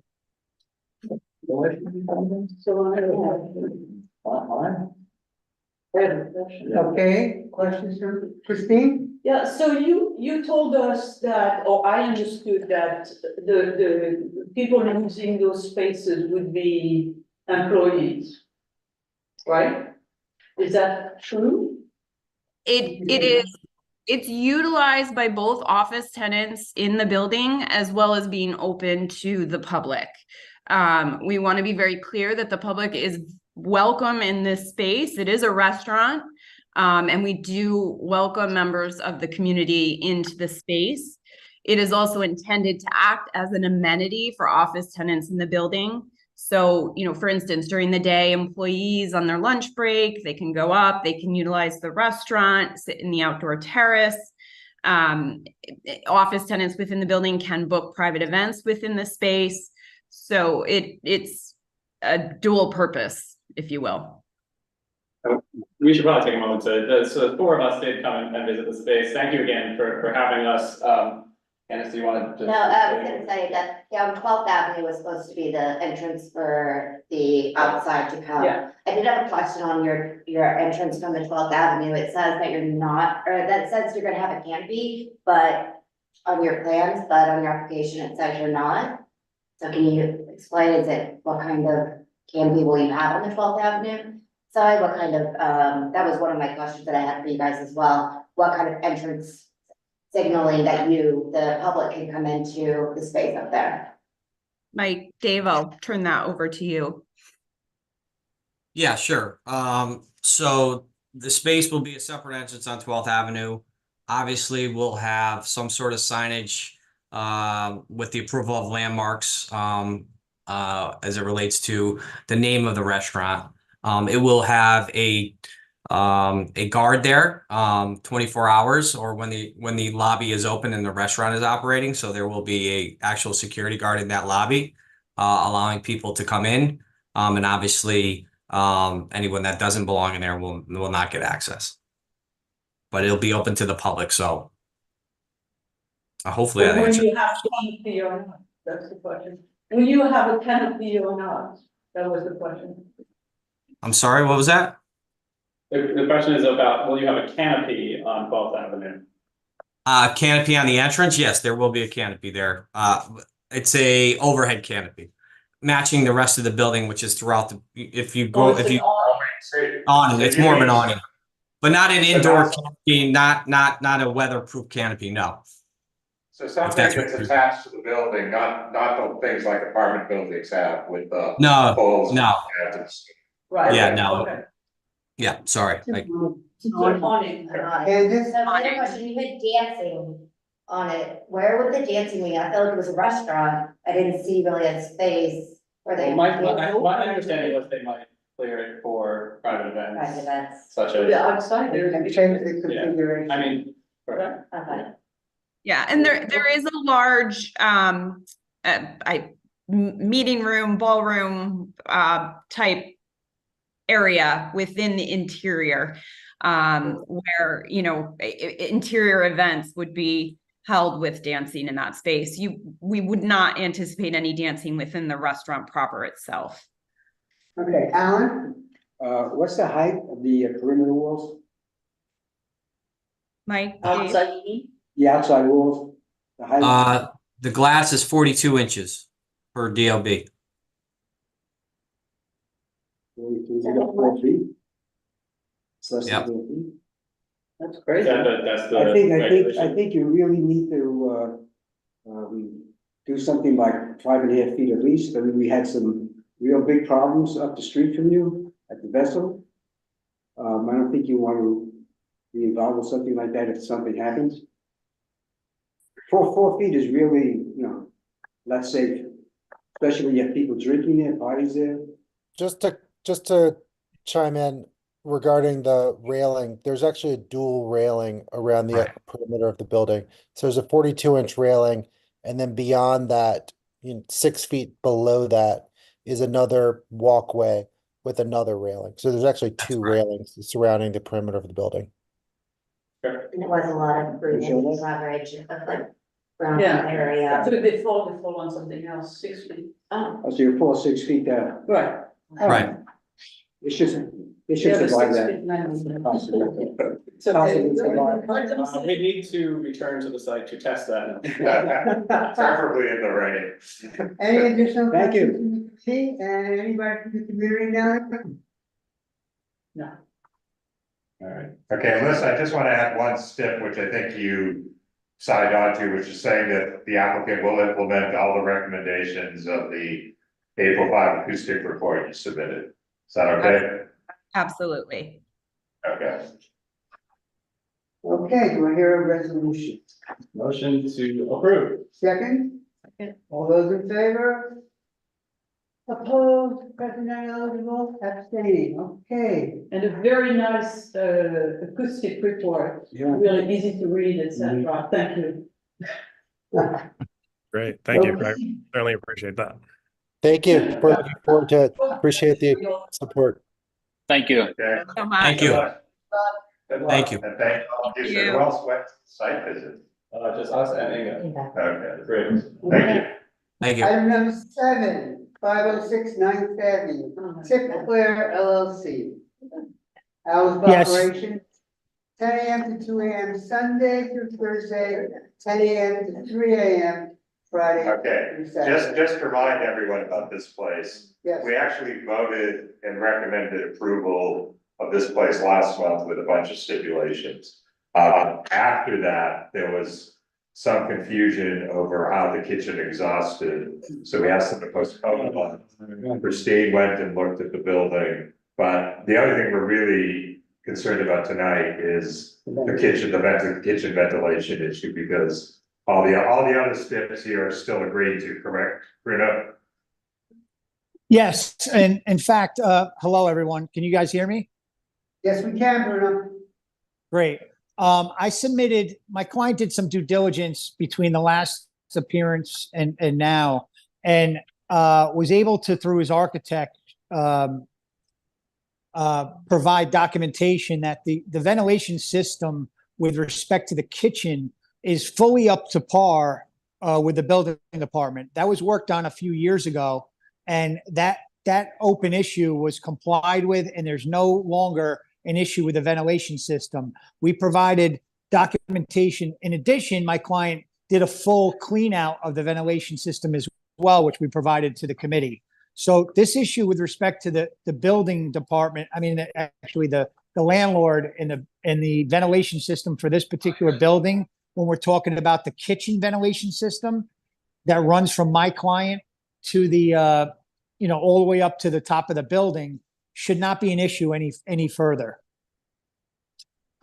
So Bruno, I received the documentation and I looked at it and consulted with one of the tenants. And it seems that what we would like to make sure is that the kitchen is linked to that system. Because It is seems that 100%. Listen to me. It seems that the other exhaust that I saw with my own eyes is still pushing out some smells. So we just want to make sure that the one which is at the south of the building is decommissioned completely, and that the one at the north is connected. Well, I can't discuss or any other ventilation systems except my clients is the ones that we control. And I can assure you that based upon the documentation that was sent, pictures and everything, that's the only ventilation system that my client controls and goes all the way up. And that's the one that's in compliance. I heard you, and we don't have a disagreement on that. We have a disagreement of the fact that people on the south side, well, first of all, your client showed me as the ventilation system, the one which was on the south side, not the one which was on the north side. Okay? So, and we just want to make sure that he's going to use the one on the north side and not the south side, that's all. Of course. Okay, so we'd love you to stipulate to that. And the one they're not using is the south? Yes. Okay. And it's the north side that must be used. Yes. Yes. And it seems that something is not properly connected because. Based upon, just to give you guys a heads up, because obviously my client wants to be a great neighbor and wants this is a big investment for him. So he's looking to go in this with trying to help you guys as much as possible. He's even I believe through the architect, I think the thing that's causing the most issue, and it has nothing to do with my client, but it has to do more with the landlord, is respect to the air conditioning ventilation system, which my client does not control, doesn't have anything to do with his place. No, we don't need to bring this. Okay, we don't have to go into that? Okay, that's fine. the issue is one ventilation system, which is on the south side, which Yes. continue to push bad odors for the tenant. Okay. And Understood. So Bruno, so we'll add this step. The kitchen will be linked to the roof ventilation system Correct. only. The one that North- goes up to the roof. Yes. And that applicant will use no other ventilation system and will not use the south side ventilation system. Exactly. Okay? That's fair. Yes. Excellent. Thank you, Bruno. Do I hear a resolution? Thank you, All right, guys. Oh, anybody from the community now? No, there's no one. Okay. So motion. Motion? Second. All in favor? Opposed? Present and eligible? Any? Very good. Thank you. And Oh, Bruno, great seeing you guys. Thank you for tabling it and taking care of that issue. It's very much appreciated. Absolutely. And like I said, he even went ahead and cleaned it and got everything done too. So I appreciate it. Thank you. Okay. Item number Take care, 8. everyone. You too. Be well. Item number 8, 472, 9th Avenue, Margaret Riley, or entity to be formed. It's an Irish pub and restaurant. Hours of operation 11 to 4 AM, 7 days a week. Okay, is this, This is Terry again. Terry, you're here, okay. I am. All right, so this is an Irish pub, as you said. The asking hours are 11 AM to 4 AM, 7 days a week. I will explain why in a second. There's only background music. There's no outside area, no live music, no DJ, no use of promoters. It's 18 tables and 52 seats with one bar with 22 seats. We provided you a menu. We provide you copies that the postings were done. You have an experienced operator here who operates at 340 9th Avenue and has for 11 years without any difficulties and having a good record there, where she operates till 4 AM. And that is why she's asking for 4 AM here. She understands, because she also sent emails out to all the applicable block associations and community groups. Would like her to reduce the hours. We would like you to consider allowing her 4 AM on Friday and Saturday and 2 AM the rest of the week. It's on the avenue. It is not on the side street. So you're changing it from 4 AM 7 days a week to 2 AM weekdays and 4 AM on the weekend? On Friday and Saturday. That would be correct. That would be what we would ask you to consider. 4 AM on Friday and Saturday, and the rest of the week 2 AM. Right. Because she's proved that she's an experienced operator. She's right down 9th Avenue at the other location. And she hasn't had any problems there, and she's been there over 11 years. Terry, you're fine here. Well, wait, so I'm confused. So you're cutting back the hours? Yes. Excuse me? You're I cutting didn't hear back that. the hours. During the week. You're cutting back the We weekend. would like, yes. Yes. And my client is on. My client is on. Is on?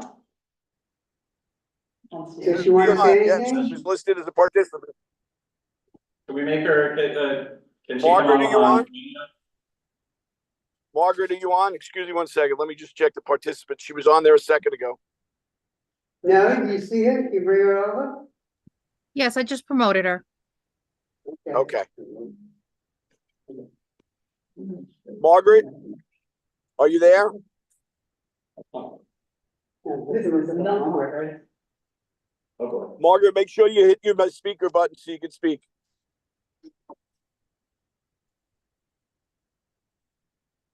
Terry, while we're getting you over, your numbers don't quite add up, because you say the maximum capacity in C of O is 74, but you have patron totals of 74. So that doesn't allow for any staff. I'm sorry, say that again, Bert. I'm sorry, say that again. Your capacity is 74. You then have 52 seats at tables and 22 at the bar. So that equals 74. which doesn't leave you any capacity for staff. So what we'll do is we'll take away one of the four tops. We'll take away the four top and we'll make it, in fact, we'll even do better. We'll make it 16 tables and 48 seats. That way you have 8 for staff. Okay. 16 tables, 48 seats. And still 22 at the bar. That's what's at the bar, yes. Great, okay. All right, Margaret, would you like to say something? Hi, how are you? Can you hear me? Good evening. Yeah. Yes, we can. Hi. How are you? Yeah, so like Terry said, I am down here on 349th Avenue for over 11 years and would like to open another location similar to what I have on between 36 and 37, 472 9th Avenue. And like that again, I am here in front of you to see, what we can work out. I mean, I do a pretty good job down here where I am on 29th and 30th and would like to replicate it. And I know it's a lot of stuff up for discussion, I'm sure, like hours and everything else. But like Terry says, I am willing to adjust everything, like as regards hours, like especially, Sunday, Monday, Tuesday, Wednesday, if I could get 2 a.m., that's, I can work with that. But towards the weekend, a little later.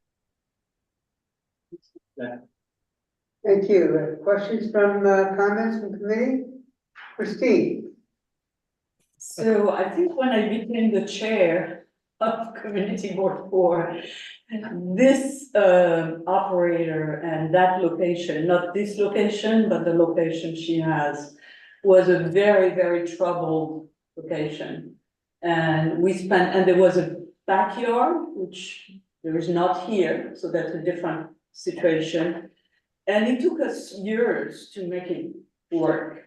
Now, and really, really a lot of people frustrated and a lot of, I think that more recently there have not been complaints. So there has been fixing up the problem, but it really took a long time. I mean, I would not characterize that as a, having no problems. This was a lot of problems. But again, recently, wait a minute, there have not been problems, so I'm happy to, say it's water under the bridge, and there is no backyard, so this is not the same situation and the same circumstances. I would still think that two things. One is, I don't know what was the level of acoustics in the previous restaurant, which was really had nearly no sound, right? Second, the sound inside the restaurant, the one that the applicant has is usually pretty loud. And so I would be more comfortable if we had a study to see how it's going to work with the neighbors above. And the second thing I would say is that I would approve at this stage, I wouldn't approve anything beyond 2 o'clock in the morning across the day, the week. 4 hours, I think we're 12. Yeah. It was a very small, very local, restaurant so now you know why I'm saying what I'm saying, and that would be my position. I think we need a sound report, and we need at most 2 a.m. across the board as a starting point. As a starting point meaning? Meaning if they want to come back here and they are behaving, if there is no problem, then why not? But also it's on the avenue, generally we like to do 2 a.m. on the avenue, and, going from 12 to 2 is fine. Okay, any other comments from the committee? Questions? No? Yeah, Terry, do you want to say something? Yeah, I would like to speak to a couple of things. I think there's plenty of places on the avenue that have 4 a.m. Terry, could you hold on a second? Sorry. I'm sorry. We have somebody from the community who has a hand up. Brian? Can you move Brian Weber back over? Yes, I did. Thanks. I just got in. Hang on. Thank you. I am Brian Weber. I've already introduced myself earlier in this meeting, but I'm the co-chair of the West 36th Street Block Association. I defer to Christine's wisdom on hours, and I just have to bring up the storm enclosure. Again, that stretch of 9th Avenue is a little bit problematic, and there is a unlicensed cannabis store 2 doors down that's open, I think, 24/7. So anyway, I would just like to make sure that the restaurant keeps clean passage lines and sight lines on the street and does not build an external storm enclosure into winter months. And usually I don't harp on storm enclosures, but it's problematic at this location. Yeah. I like you're channeling me, Brian. So that's just my one request, and I defer to the board on the hours, so. Okay. Thanks, Brian. Okay, Terry. So the storm enclosure is not a problem.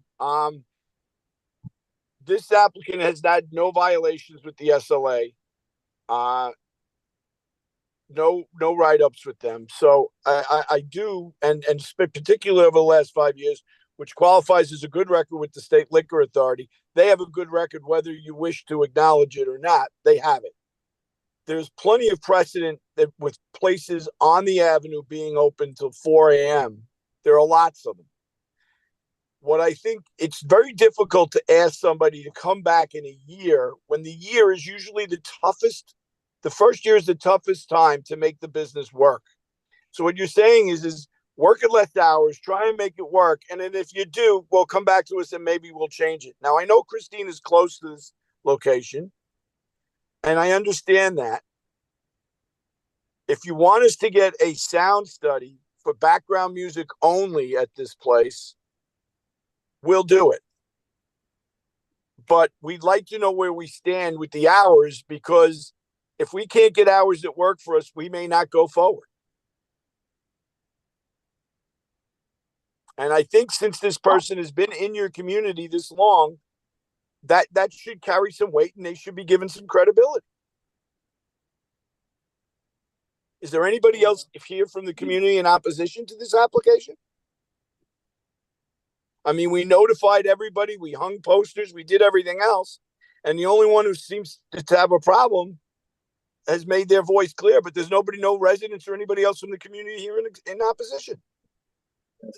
They might not know who the operator is though. Yeah. So that might be the difference. And Christine. Well, why we no, that's not the difference. We reached out to everybody. We sent emails. We did postings. So we sent emails out. We sent them all out to everybody who was supposed to get them as to what our operation was. Because most of the people that you reached out do not live on 9th Avenue on that block. And therefore, they don't feel as invested. And I didn't spend, days telling them, please send emails. So that's why. But here we are. I already said I was ready to let, bygones be bygones. I spent a lot of hours in my life dealing with the establishment, even if the SLA was not notified. So I just want everybody to know the past. And again, on the avenue, we have tried to stick to 2 o'clock and 2 a.m. I would say that. Can I all the say something, please? Yes, yeah. Hold on a second, I'm sorry. All the difficulty you had, and it was major. You also can say there was a learning experience. Right. The board had, yeah, but it's like if you need to tell people 5 times the same thing with all the neighbors coming to the meetings, it's a little bit heavy. Okay, so if this was, as far as I'm concerned, the learning experience was difficult, very difficult, and not whether there hasn't been But separately from that. Yeah. Saying we have been trying to do 2 o'clock on the avenue, this one was at 12 o'clock before. That's a big jump, to go to 4 AM. Tia? Yeah, I was just, actually, you just added that in. The restaurant before was open till 12, so it is a big jump. And I guess I'm sort of confused as to why it would be so problematic to come back. Right. That's the confusion I have. What are the obstacles to coming back? I just think what you're saying is the first year is the most difficult, and so financially, the extra couple hours on Friday and Saturday to 4 AM would be beneficial for them business wise. Cause it's, they wanna succeed. And I think his argument is they might not survive long enough to come back, cause I think what his argument is. put it out before, you know. But we have a problem. No. Right, That's separate. nobody can Separate. survive unless they are 4 o'clock. Yeah. We have a problem, right? But anyway, we should. Margaret, did you want to say something? That's why we dropped it from 4 AM to only the Friday and Saturday and 2 AM during the week. It was only the 2 days, Friday and Saturday, they were asking to 4 AM. Would the committee compromise at 3 AM then? Can we? On just Friday and Saturday? Jerry, let the chair do their job. But no, I think. I'm just trying to do my job, Christina. Margaret? Yes, so, yeah. I know I'm in front of the board. I mean, I opened this space over 11 years ago, and I know some of the committee members says nobody knows me. I've been down here between 29th and 30th Street on 9th Avenue for over 11 years. I've done a pretty good job. I've been very nice to my neighbors. Every time I'm in front of the board, it's like, sometimes, Christine, you can't just let go of the issue that was with the backyard. I mean, I resolved it, and I wish you would let it go, but you never do, and it just makes it very uncomfortable, and I just feel bullied all the time, every time I get in front of this board. So, you know, all I'm trying to do is open another business. I've learned quite a lot in 11 years. I've learned so much. I mean, I've let go of all hard feelings, whatnot, but I'm just trying to open another business, and it's hard work. I'm trying to figure out the hours and get the hours that'll work for me so I can pay rent. As other people that was before you this evening said, the rent is so high, you got to maximize your hours. So, I mean, I'm willing to do whatever is in the stipulation package, you know, do the soundproofing, whatever, you know, and just carry on a good business. And like I said, I've learned a lot in the last 11 years, and I hope my business is successful now, and I'd hope to have another successful business. I mean, that's all I have to say. But I really don't think I should be dragged through the mud every time I'm in front of the community board. I just don't think it's right. I don't think you're being dragged through the mud. I think we're having trying to have a conversation.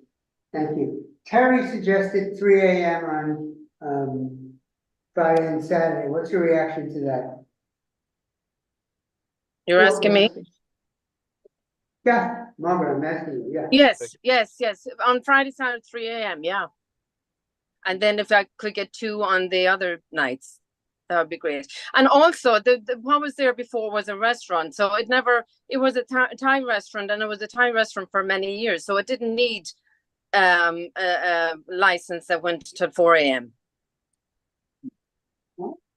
They close at 11:30 every night. Okay, Candace? So on your restaurant hours, you have like 11, 11:30, 12, 10. Can we agree on some kind of like continuous hours? If you're staying open till 3 AM, 2 AM, I am on the right one right now. Yeah. The 4 AM, the 3 AM, 2 AM, I would expect your kitchen hours to be longer as well. No, the kitchen, there will be food. You're absolutely correct. There will be food up until 1 hour before closing is the last order that we'll take. Whatever our hours are that we wind up with here, there will be food service where you'll be able to order up to 1 hour before closing. So all the kitchen hours need to be changed, right? Yes, they do, So Christine. 1 hour less than. Right, and the music as well, everything, all the music hours. Music parallels operations. Right. Correct. And could we, okay. So what do you think of three? Yeah. You're okay with that? Okay, Don't want to go slower in my. so I think it'll be great. So Terry, so it looks like the proposal is closing and music 2 a.m. Sunday to Thursday, Friday, Saturday, 3 a.m. Kitchen 1 a.m. Sunday to Thursday, 2 a.m. Friday and Saturday. And you agree to get an acoustical report from a New York City approved acoustical engineer and submit the report to the board office by April 24, and then you agree to implement the recommendations of the report, right? Correct, on each front. Yeah. And the music should be like the operation. Yeah. Music and operations are 2 a.m. and then 3 a.m. Friday, Saturday. Yes, and that's background level only, yes. Yeah, very good. Thank you, Terry. Thank you all for working with us. I really appreciate it, and have a nice holiday. Terry, Oh, we you haven't haven't voted. voted. I'm sorry. I'm sorry, you haven't voted. Sorry. Okay, do we hear a resolution, a motion, please? Motion to approve with the stipulations. Is there a second? Second. All those in favor? Opposed? Present not eligible? Abstaining. Okay. Thank you. Everyone have a very nice Thank you. holiday. I appreciate it. Good luck, Margaret, on your second spot. Thank you. Thank you, thank you. Okay, item number 9, 161 8th Avenue. Entity to be formed by Curtis Weigel. Hello. Hi there, how we doing? How we doing? Good, how are you, sir? So I've got, it's Mike Palutis. Can you guys hear me all right? Yes, we're hearing plenty. Okay, good. Thank you. So I'm here with Kurt Hugel, and Joe Kremen and Tim Hansberry. All right, they are the three owners. Again, my name's Mike Palutis. I'm here on behalf of the applicant. So this is also an application for a full on-premises license to be cited. This license be cited at 161 8th Avenue. Kurt Hugel is the owner of the Host Restaurant Group, and he's been operating throughout New York City in a significant number of locations over the course of the last 30 years. If you have a look at Addendum 3 to the questionnaire, you will you'll see there a list of the locations where Kurt is presently operating. Okay, one of those locations, the Sefton, is also owned by Joe Kremen and operated by Joe Kremen and Tim Hansberry. So, but overall, we've got Host Restaurant Group here with the application. This location was most recently operated as Seymour's, which also held a full on-premises license. This applicant, though, is filing as a bar tavern, and because it does anticipate a late trade, is seeking much later hours than Seymour's had. There will be no live music, no DJ, no third-party promoters, no outdoor space other than the sidewalk cafe, so no back garden. And the establishment will offer only recorded music. The establishment will undergo rebranding and renovation, although the trade name has not yet been settled on. It will be a gastropub concept along the lines of the Sefton, which is at 1373 First Avenue. It's on the Upper East Side. That is one of Host's locations, and also somewhat like Odd Sister, which is at 45 Mercer Street in the West Village. Indoors, the location will offer 12 tables with 37 seats and 20 seats at 2 customer bars. I think there was an error in the notice. There's actually 2 customer bars, one up and one down. That was indicated in the questionnaire. A note on the indoor occupancy, just a few weeks ago, DOB issued a new final C of O, and so the occupancy is not 74 as stated in the questionnaire, but it is 81 persons. So that is an increase of 7 people, and I see Frank writing, I hope that we can make a note of that in the questionnaire. Changing the seats at the bar and No, or no, the all I want to do is increase the capacity and the max occupancy. We're not increasing seating. that's done. No. So I think it's worth mentioning, that's actually a 40% reduction of the occupancy as opposed to what was, I believe, approved in the Seymour's application. So I'm not sure how that played out, but the new C of O that was issued last month has a max occupancy of 81 as opposed to 137, which is what Seymour's had. So that is a reduction in occupancy.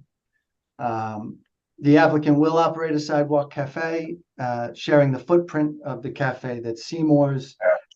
Mike, before we spend a lot of time on that, our understanding is that everything going forward, all sidewalk cafes go to the DOT first, then come to us, and we have a 30 or 40-day period to comment on that. So This is the new procedure. So we don't believe we are in a position to recommend approval of sidewalk cafe until we get something from DOT. We'll come back, Frank. Okay, so we'll eliminate the sidewalk That's cafe. fine. Yep, I understand. I understand. That's what we're doing across the board now. I understand. No, I was here on other applications where we did the same thing, so that we understand. So we did post, the notices were posted on the front of the premises and on the lampposts on both sides of the block. We did send the bulk email to the entire list of community associations, received no response. We did submit a number of signatures, petitions in support of the application, including and specifying the hours that our client is seeking. And I'd like to note that one of those signatures was from Michael Glassman, who I believe is the president of the 100 West 17th, 18th Street Block Association. So, you know, this application is a little different from the last in that sense. Also, the space directly above the premises here is an office, so there is no direct residential exposure immediately above the space.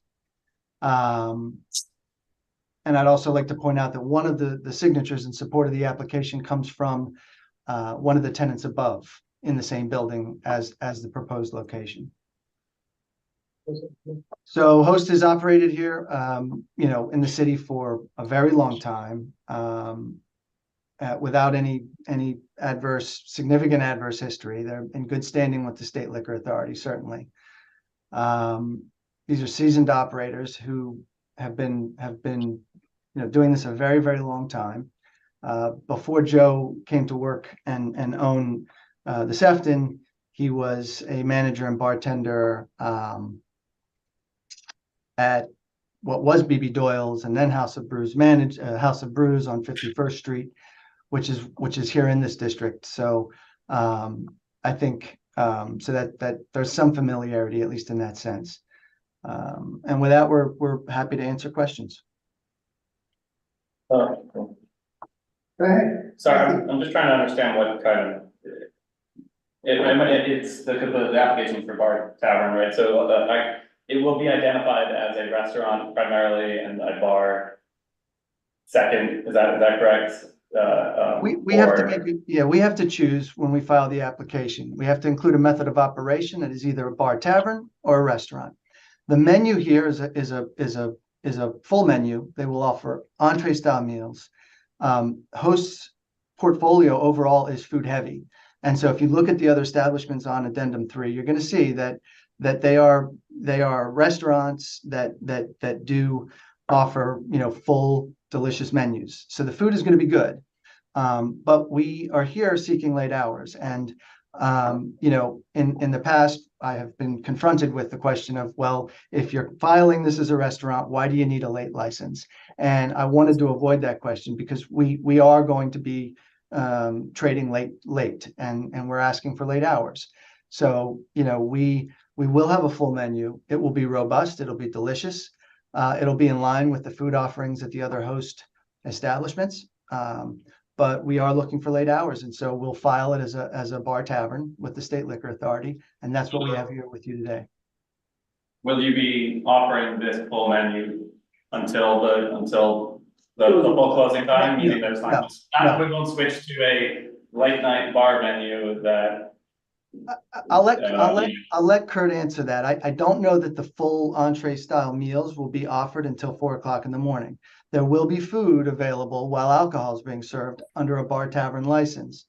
Maybe Kurt can speak to, sort of the timing of the full menu as opposed to some late snacks. Kurt? Thank you, Michael. I think Michael said it correctly, right? If you look at my past and what I do in the business, I'm a restaurateur, right? This is just a derivation, a different. The only difference here is that this is a restaurant that is looking to have the ability to have later hours. We'll serve food until an hour before the closing time. It will be food based. There will be a full menu. And again, as I would say, you could look at my history and the places that I've done, and this will follow suit. So just given what we heard, Michael, on your form, you have the kitchen open until 4 a.m. every day. Should that be 3? Yeah, I guess 3 o'clock probably makes sense. Based on what And one other question. I know there's a huge, basically the frontage is all glass windows. Can those windows be open? Can they be opened, or are they all permanently closed? Kurt, do you know the answer to that question? Yes, the windows can be open. Do you intend to open them? We do.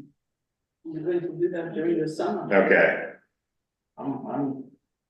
We can agree to close them at a time that's agreeable to the committee and the board, of course. Well, we have at least one community member wants to speak, so let's see. Jesse?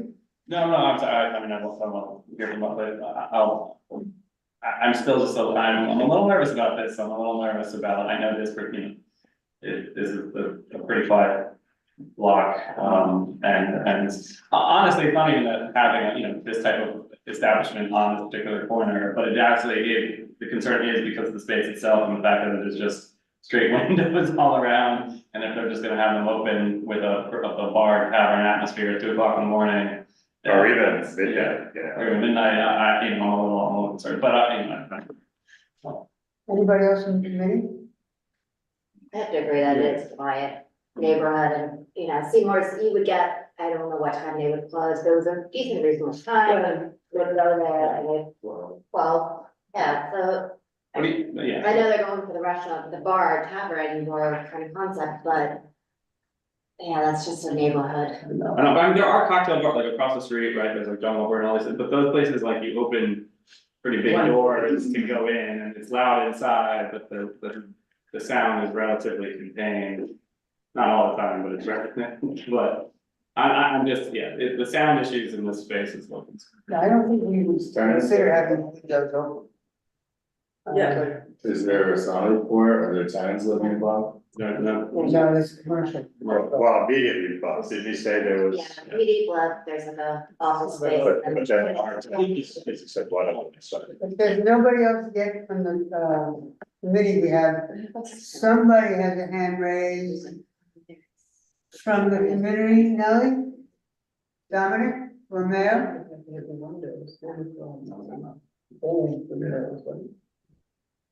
That's right there.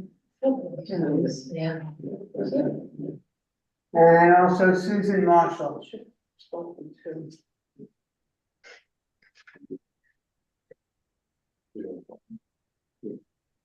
Dominic?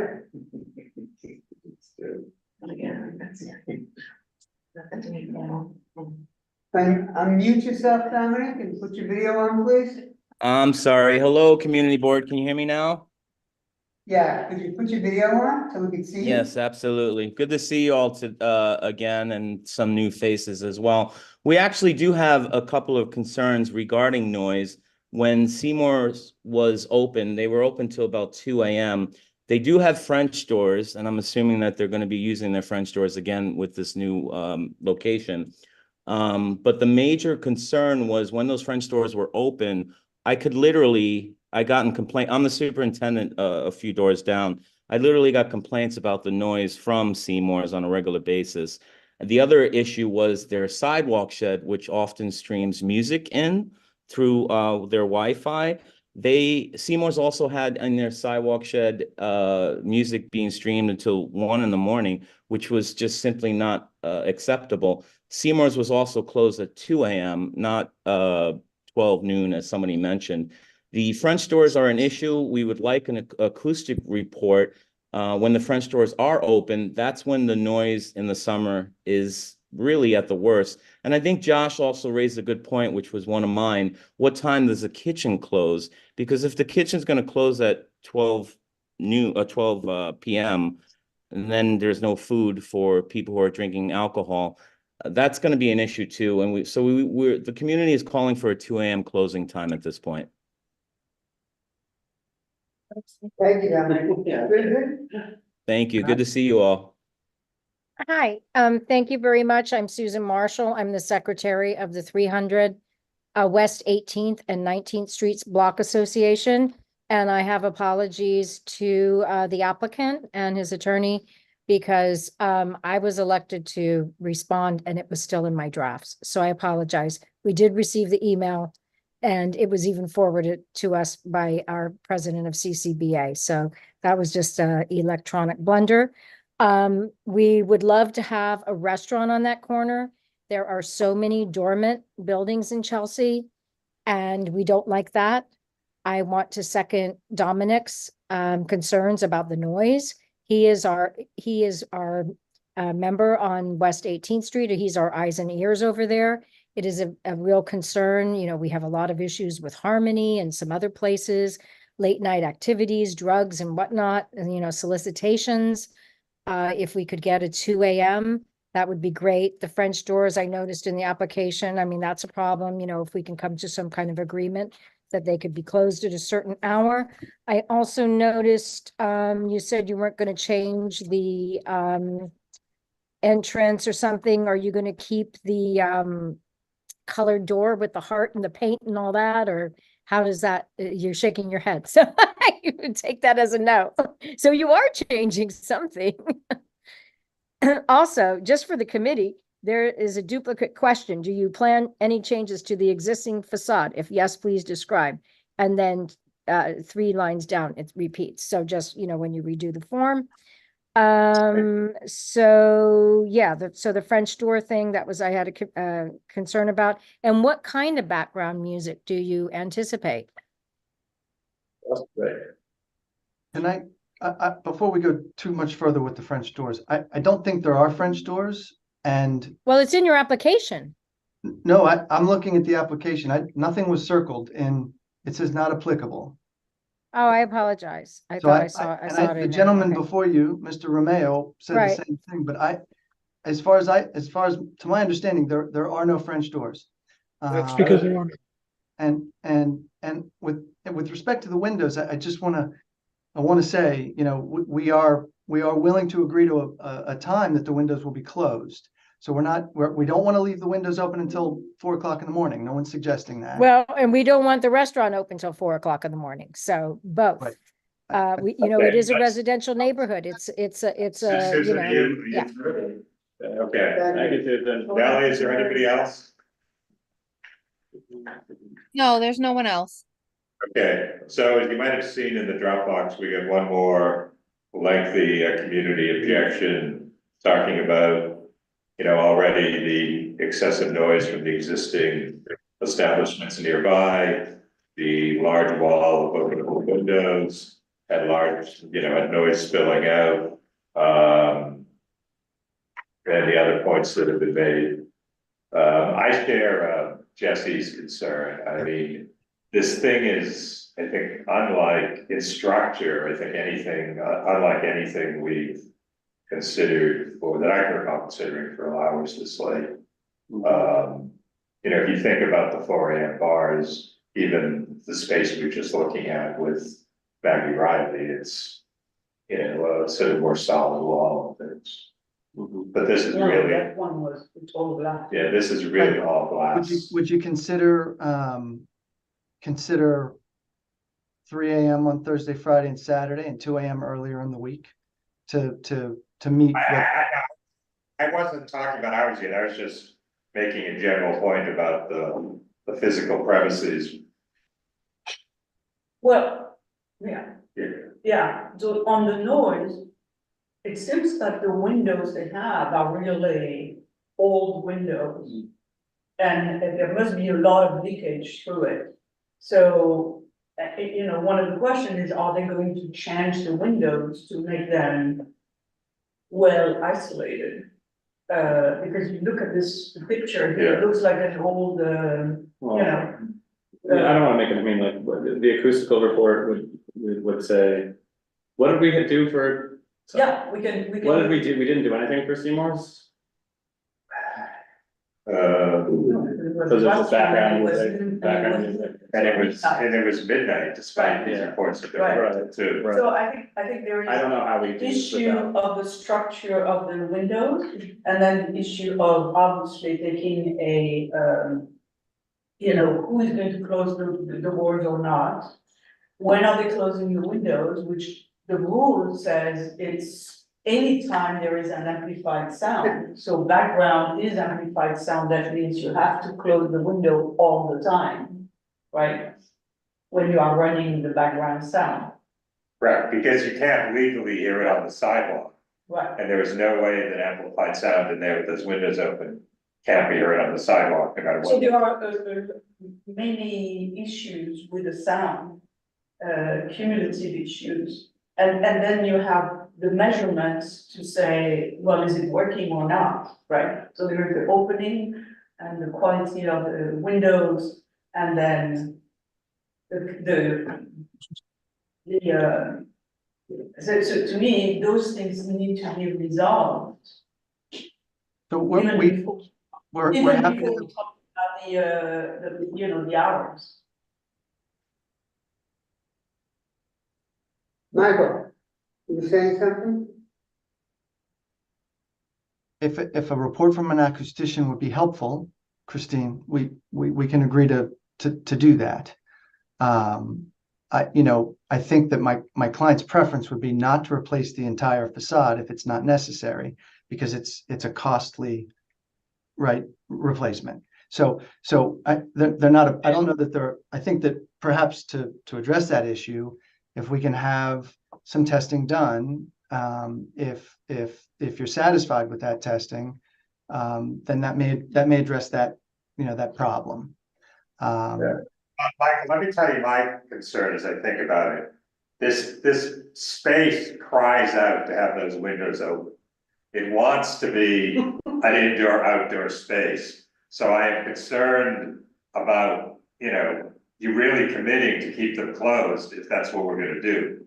Because it's not what it was designed to be. I agree. It was designed to sort of be open and flow to the sidewalk. I understand, Frank. I'm gonna have to hear from my client on that. I mean, I think what you're asking is the windows be closed all the time, right? Well, if you have music inside. And I know that's a big ask, given the structure of the place. I see Kurt talking to Tim and Joe, right? And I think I'm gonna need some input from them. I'm not sure I fully understand the question. The question is, will the windows, so there's windows that are in the space. Will the windows be closed all the time? What they're asking, Kurt, is that anytime there's recorded music playing, that the windows be closed. And that's what we always ask. Well, that's the law. that walking down the street, That's you the do law. not hear the music, Right. the interior music from a site. So to accomplish that, the windows have to be closed and not leaking sound. Right. Yeah. So yeah, that's a big ask. I mean, you know, that's a complicated. Just, Go ahead. if it's the law, it's kind of a moot point, right? If it's the law, then the windows have to stay closed. Yeah. Yes, but what we are asking is to get a concrete enforceable agreement that the windows are closed. They want that in don't writing wanna from you. They want that in They don't writing. want to fight about this down the road. Right. They want it in writing is what they're It asking. has to become part of your method of operation, you know, your staff needs to know it, everybody needs to know it.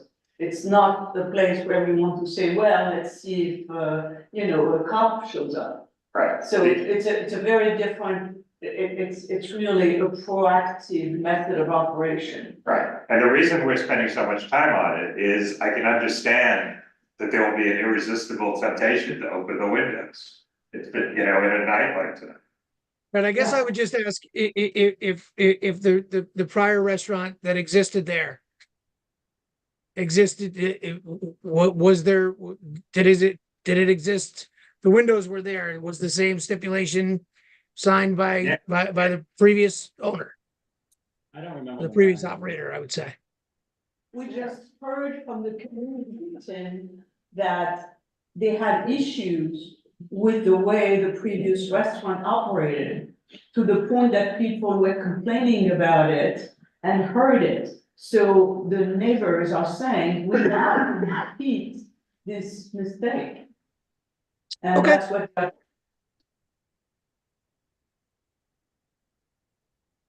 What was that okay?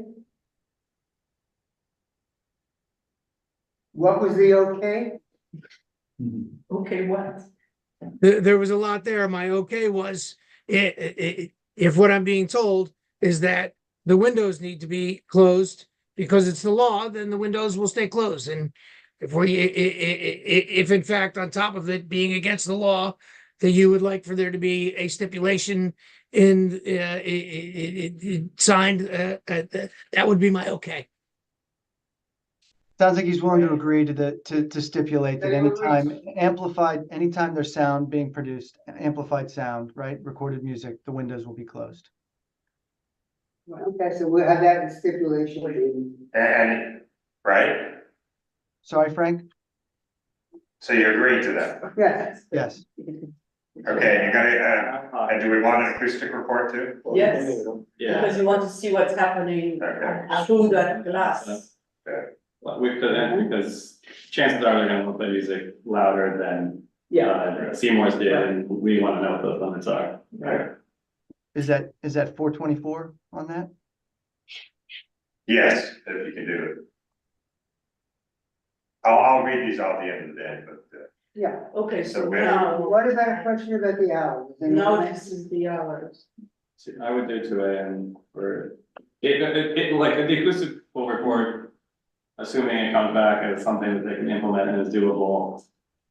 It will always be doable. Well. The question is whether it gets done. No, it might not be doable, and it could cost, you know, $100,000, whatever. I don't know. Oh, you need. Yeah, but, I think that would allay a lot of my I think so. concerns around. 2 o'clock is good. No. What are the suggestions? or what do people think? I'm sorry, where did we? As long as the food is served till 2 and also. The committee consider an Wait, extra one Hold second. on, Thursday, Hold on. Friday, and Saturday. Sorry, did you say you will be serving food until 1 AM? 3 AM. Or, no, but. They said 1 hour before. 1 hour. 1 hour yeah, before, but okay. One hour Yes, before, 1 hour before whatever hours are agreed to. But I would ask the committee to consider on Thursday, Friday, and Saturday nights, an extra hour so that they can trade until 3. Again, I understand there's been some opposition, but we also have support from one of the neighboring block associations, and we did do outreach within the building. You know, so I go ahead. But Let's go ahead, sorry. Yeah, I mean, Jess is making a good point. When the report comes back, if it is very expensive to comply with a recommendation, you may want to have a different approach to things, right? I think what we should do is assume that we will be able to manage it. And if we can't, then we will come back to you. But we'd like to avoid another appearance and if possible here. So we're happy. Okay. So yes, you will be agreeing now to get a report and implement it. And if you can't, or Then don't you have want to come to, back. you'll have to come back. And we'll have to or- come back. I understand. And the report, we need the report by April 24th. Yeah, I think they. We have a couple more, I looks think like it's the same community people. members. No, I think those are the same people. Oh, they are? Yeah. Dominic spoke before, I don't know who the other one is. Right. Oh, it's probably Susan, right? Yeah. So I just want to just explain again, Mike, so, because I really do think that there are bars on that block that are probably open. I don't remember what, but I'm sure that we may have done 2 or 3 AM on weekends. But it is just because this is just a glass encased, like, windows all around. And what does that mean for,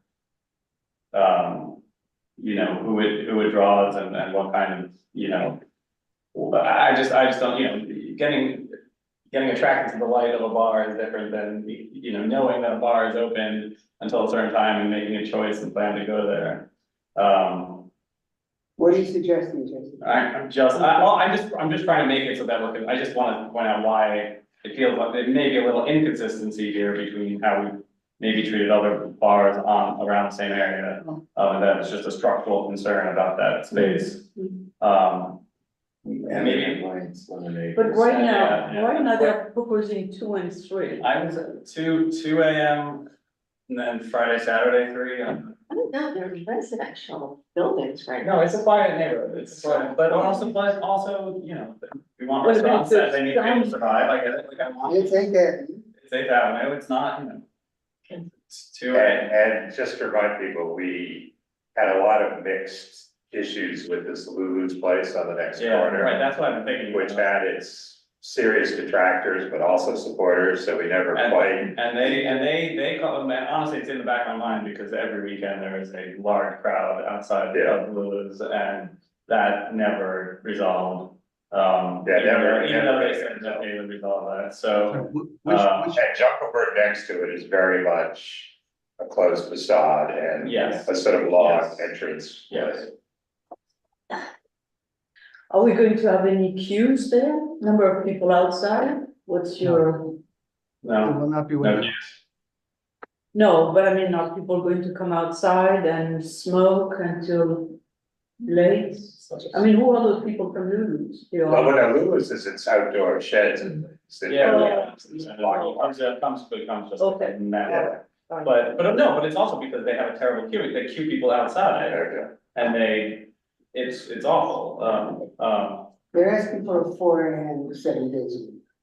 No. I think they're down. We are down Down to 2 and 3. 2 and 3, okay. Right. The question is 3 o'clock Friday and Saturday. Well, they asked for. they have Thursday, Friday, Saturday, I would win. I would say Friday, Saturday, and I think that's a compromise among everyone here. But Yeah, I mean, that's the most I will do. yeah, that's the most I would consider. So we're talking Friday, Saturday, 3 AM.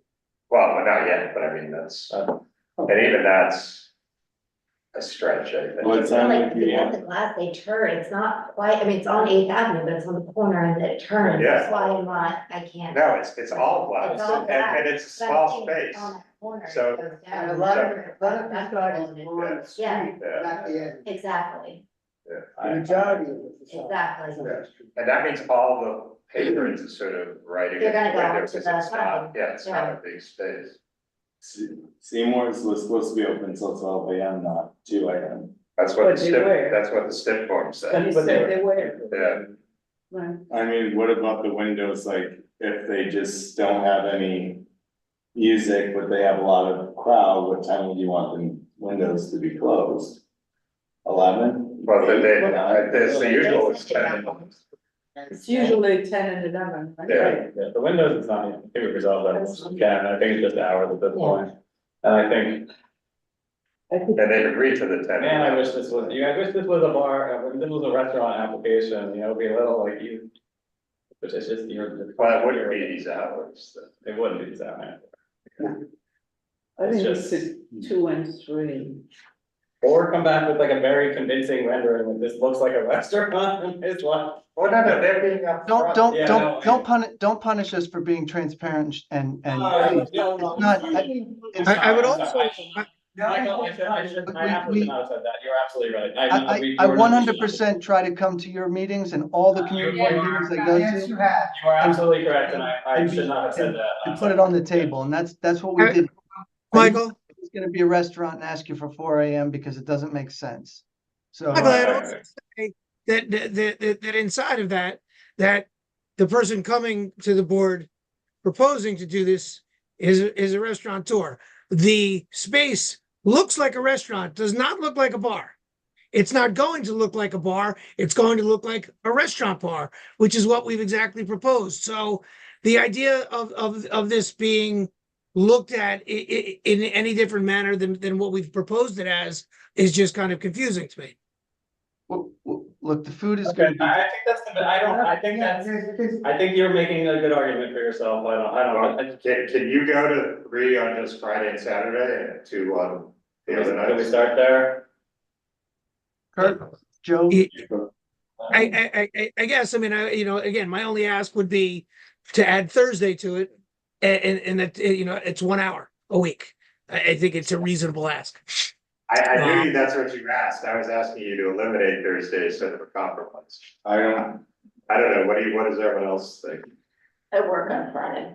What? I said I work on Friday, so I'm never for, to me, Thursday night is like any other day for me. Sorry, Thursday to do Friday. not for I think me. you have to do it on Thursday. Yeah. I mean, everybody. Go out. I mean, just What do you in, say, Ted? just in general, for basic bars, we usually do weekdays 2 AM and 4 AM, Friday and Right. Saturday. There's concern already about the later hours. The block association said 2 AM. The people in the neighborhood seem to have 7 days a week. I think we're pushing it, giving them 3 AM on Friday and Saturday. Can I jump in? If this is where you want, and you. Hold on. Hold So that's where I'm kind of like, You are 2 AM across the board. I'm kind of at 2 AM just because of the space and the comment that you made about the side street being really residential and having all the windows. And the complaints from the super that heard all the sounds from their shed. There is no shed here. I just wanna make it clear, there's no shed we're not going to be applying for a shed. Yeah, that's fair. Do we take a quick straw poll of where people fail on the out? Can you reconfirm the sound study?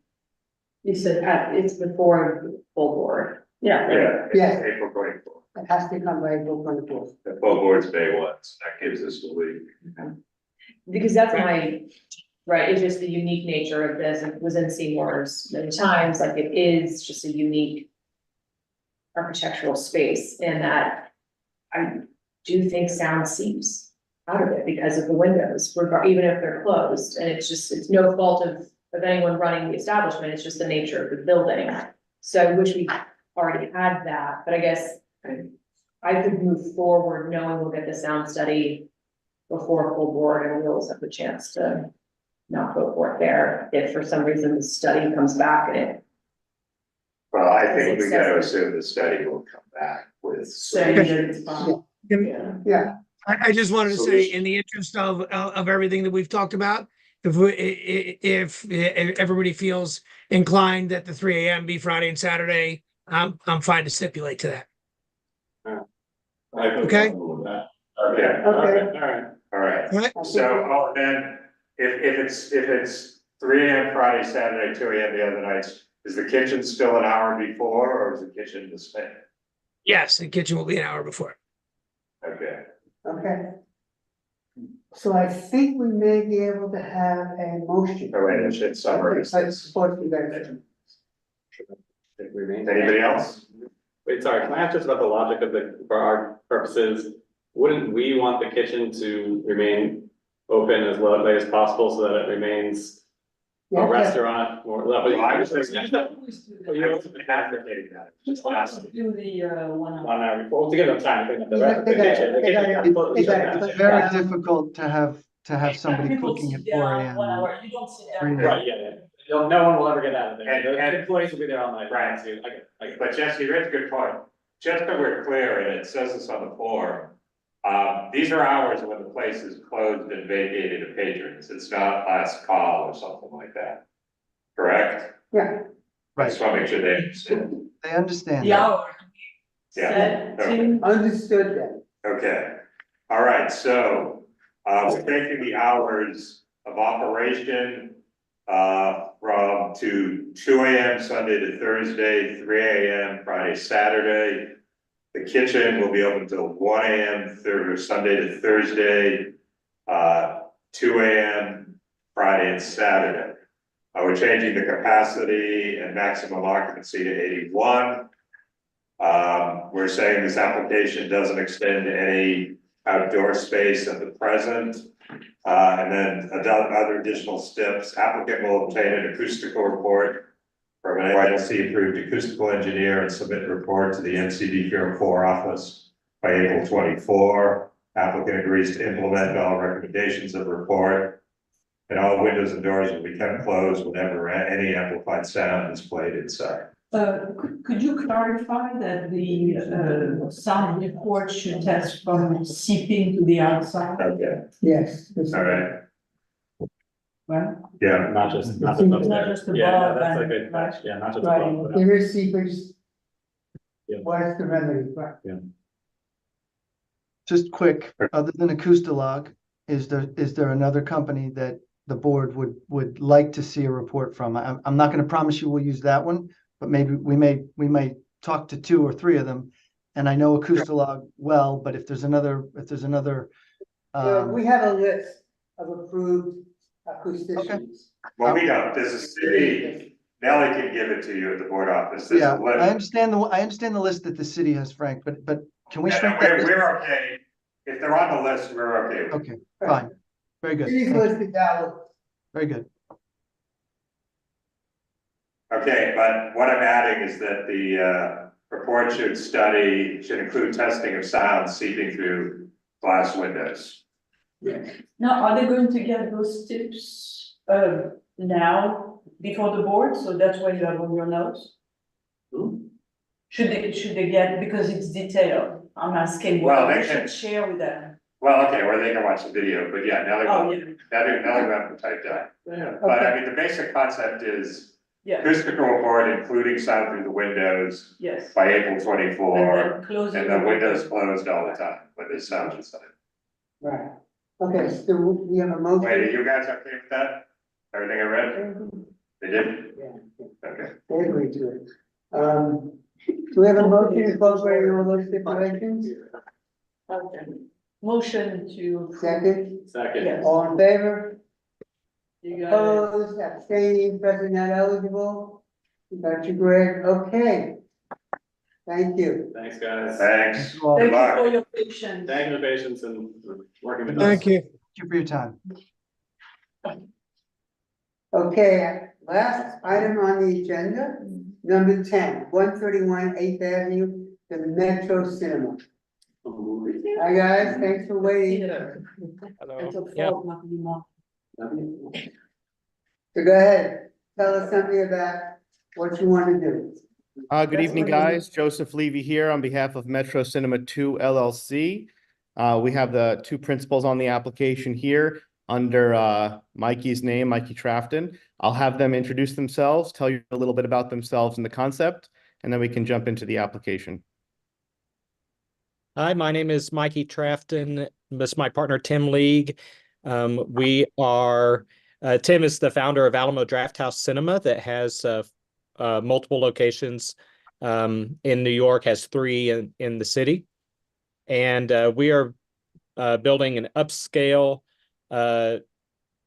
dine-in cinema concept at this location with a collection of much smaller than typical cinema rooms or screening rooms. Our typical screening room holds about less than 10 people. And the menu is much more elevated. It's kind of a casual fine dining level of food. So that's the project. And thank you for staying so late to listen to us and talk about it. So to get into some of the nuts and bolts of the application, guys, this is 131 8th Avenue. It's at 16th Street. It's the old Dwayne Reed space. It's a ground floor and lower level.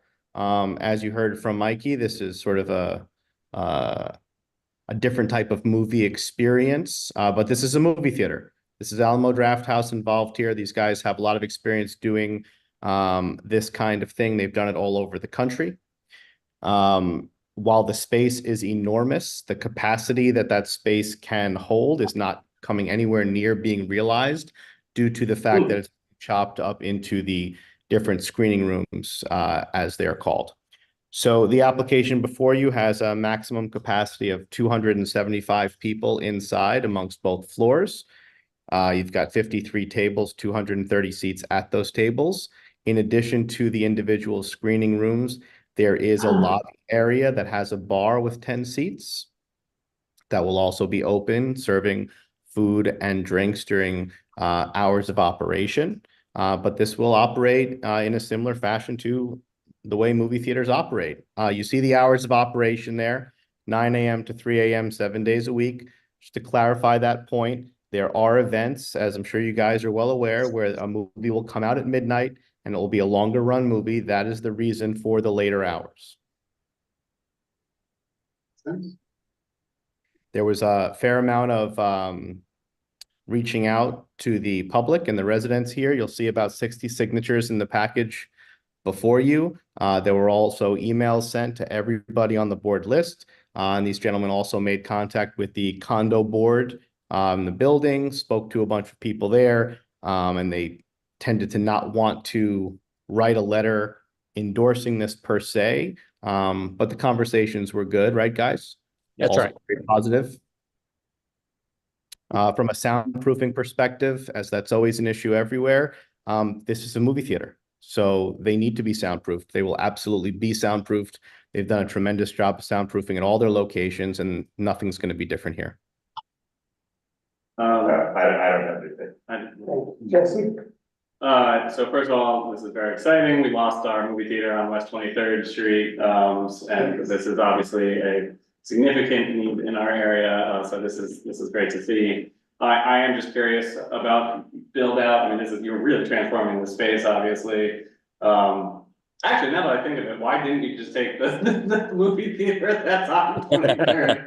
Because the thing's gone down. Is it? Oh, it is being torn down, that's right. Well, just, how long is your construction do you plan on and to completely transform the space and what's that gonna look like?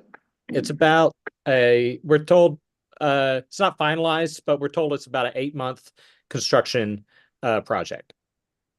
Okay, that's a big project. Yeah, I mean, again, it's exciting. My request unofficially would be, if you would be willing to hand out cards to your moviegoers with a link to the Office of Cannabis Management's website showing all the licensed dispensaries nearby as your nearest neighbor, Empire Cannabis Club, where people may be making purchases before they come to the movie theater, is not actually a licensed dispensary. You're on YouTube. And I'm aware. I am aware, and I will make sure that the proprietors of a new movie theater where a lot of people go after consuming cannabis, know that a lot of the consumption, the places that, the places closest to you where people can currently purchase cannabis are not licensed establishments. And it would be nice as new members of the community, if you could encourage, yes, your patrons to shop legally. That is all. You know, I'm putting that message out there and I'm doing what people I want. like that message. It's been a thorn in my side as well. We represent a number of legal ones that are having a really hard time competing with the ones who don't have to pay taxes and don't get lab tested and have to jump through all the hoops. It's really not fair. So whatever, thank you very much. So whatever you and your clients can do to help alleviate this problem, we would very much appreciate it. Sorry, everyone. Thank you for. Oh my God, yes. Let me make an announcement before the movie every time. It's not what we were expecting, but yeah, I mean, we're happy to be a part of the fight with you. Thank you. Okay, Christine. So I see that each of us is pushing their own. Oh, really? What do you got? No, but. Oh, in the movie, me in French. Can you explain where the kitchen is on the plan? I can't figure it out. Sorry, everybody. Yes, the kitchen is in the cellar. Ah, okay. But wait, do I have a plan of the cellar? Yeah, they're in two You stages. should have cellar and first floor. Where is that? Fixture equipment plan, I'm not, this one? I This think is, this is the cellar, okay, and so where is the kitchen? but this is the cellar, the bigger one is the cellar. Oh, Bigger one okay. is the cellar, upper left-hand corner. Upper left-hand corner? I guess it depends on how you rotate the page, but Upper Same left log corner lines. of the of where their premise is. All right, I just wanted to know. And then, do you have trees in front of your property? I don't believe they're. One thing would be great is that if you could install trees, plant trees in front of your property. That's important. They are, it is legal if they are notified in the. So you can just, call the city, request from the city, but requests for trees all around your property. It makes it much more valuable and much better. And I'm serious. I think we can commit to exploring that. How's that? Exploring means, you call 311 and you do it, right? This is what it is. Exploring means finding out what we can do. We don't know what the city would let us do anyway, but we can commit to exploring it. How's that? Yeah, thank you. Anybody else? I agree that would be very nice for the property. We don't own the Okay. property, we're just tenants, but we'd be happy to make the call. I know. Okay, anybody else from this meeting? Okay, Nellie, we have somebody from the community?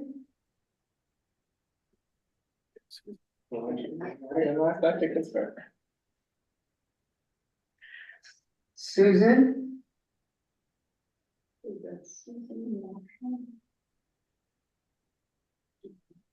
Hi there. Apologies. I was looking down at the application. So guys, really excited again about another empty storefront being converted to something. But we've heard some things from the buzz in the neighborhood that this is going to be a nightclub. I mean, it doesn't sound like it from your application and from the conversation. I just have, and I love your menu, The Godfather. I mean, two of my husband's favorite films, Godfather 1 and 2. And of course, je parle français, so the Amélie menu, c'est bon. But what's the concept of like coming in and ordering the food in these intimate rooms for 10? Is it like a set price, a prefix? And you're running current screenings of films as opposed to, private screenings? Can you just elaborate on that a bit more for me, please? Thank you. Sure, be happy to. It is a set menu. And the screening rooms actually have dining room tables in the screening rooms. So you can think of it as like a small kind of private dining room, as well as a screening room. So you eat before the movie. Okay. And that's how we're able to elevate the experience. It's very hard to have a elevated experience when the lights are all out and you're watching the movie. And so we do the meal before the movie. Okay, I know my time's limited, so just two more questions. How are you selling the tickets? Is it at the door? Is it Eventbrite or something like that, or? It's an online reservation system. Okay, So and why hard liquor? Is it just to give that Oh. sort of a smoky cigar thing? Why not just wine, beer and? We do cocktails at many of our Alamo Draft House Mhm. locations and theming to the movie. There are a lot of movies with cocktails in them, Yeah, so it's yeah. appropriate to the theme. Okay, and you'll have security. I know I said two questions, but that'll be the third. So we'll have a security plan, but we don't currently plan to have Mhm. security guards on location. We don't Mhm. require those or at any of our locations. We've never Okay. had an issue. So All right, thank you so much for your time. welcome. Thank you, committee. Dominic, no?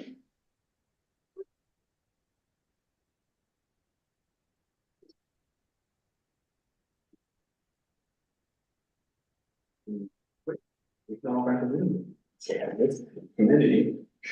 Did we just? Yeah. Can you hear me now? Sorry about that. For some reason it's tripping me off. Yes, we would love another movie theater in our neighborhood. We're all for this. I am in total agreement with CB4. Oh, great. Thank you, Dominic. You're welcome. Good to see you guys. Okay, Candace, No, I was gonna make a motion. Okay. go ahead, make a motion. That was it. Get rid of them. Just keep Wait, the switching. step that's looking for the tree and the drug enforcement. They will explore. Yeah, the commitment is just to explore these things. I knock with the cannabis. That was like a 311 phone call. Okay, all those in favor? Yes. Opposed, present not eligible, abstaining. Okay. Thank you so much. Thank you for your time. Thanks, everybody. I thank everybody. Staying. I'm just saying. I don't know, we don't need to get out of here, get out there, come with you. 10 million, $100 million.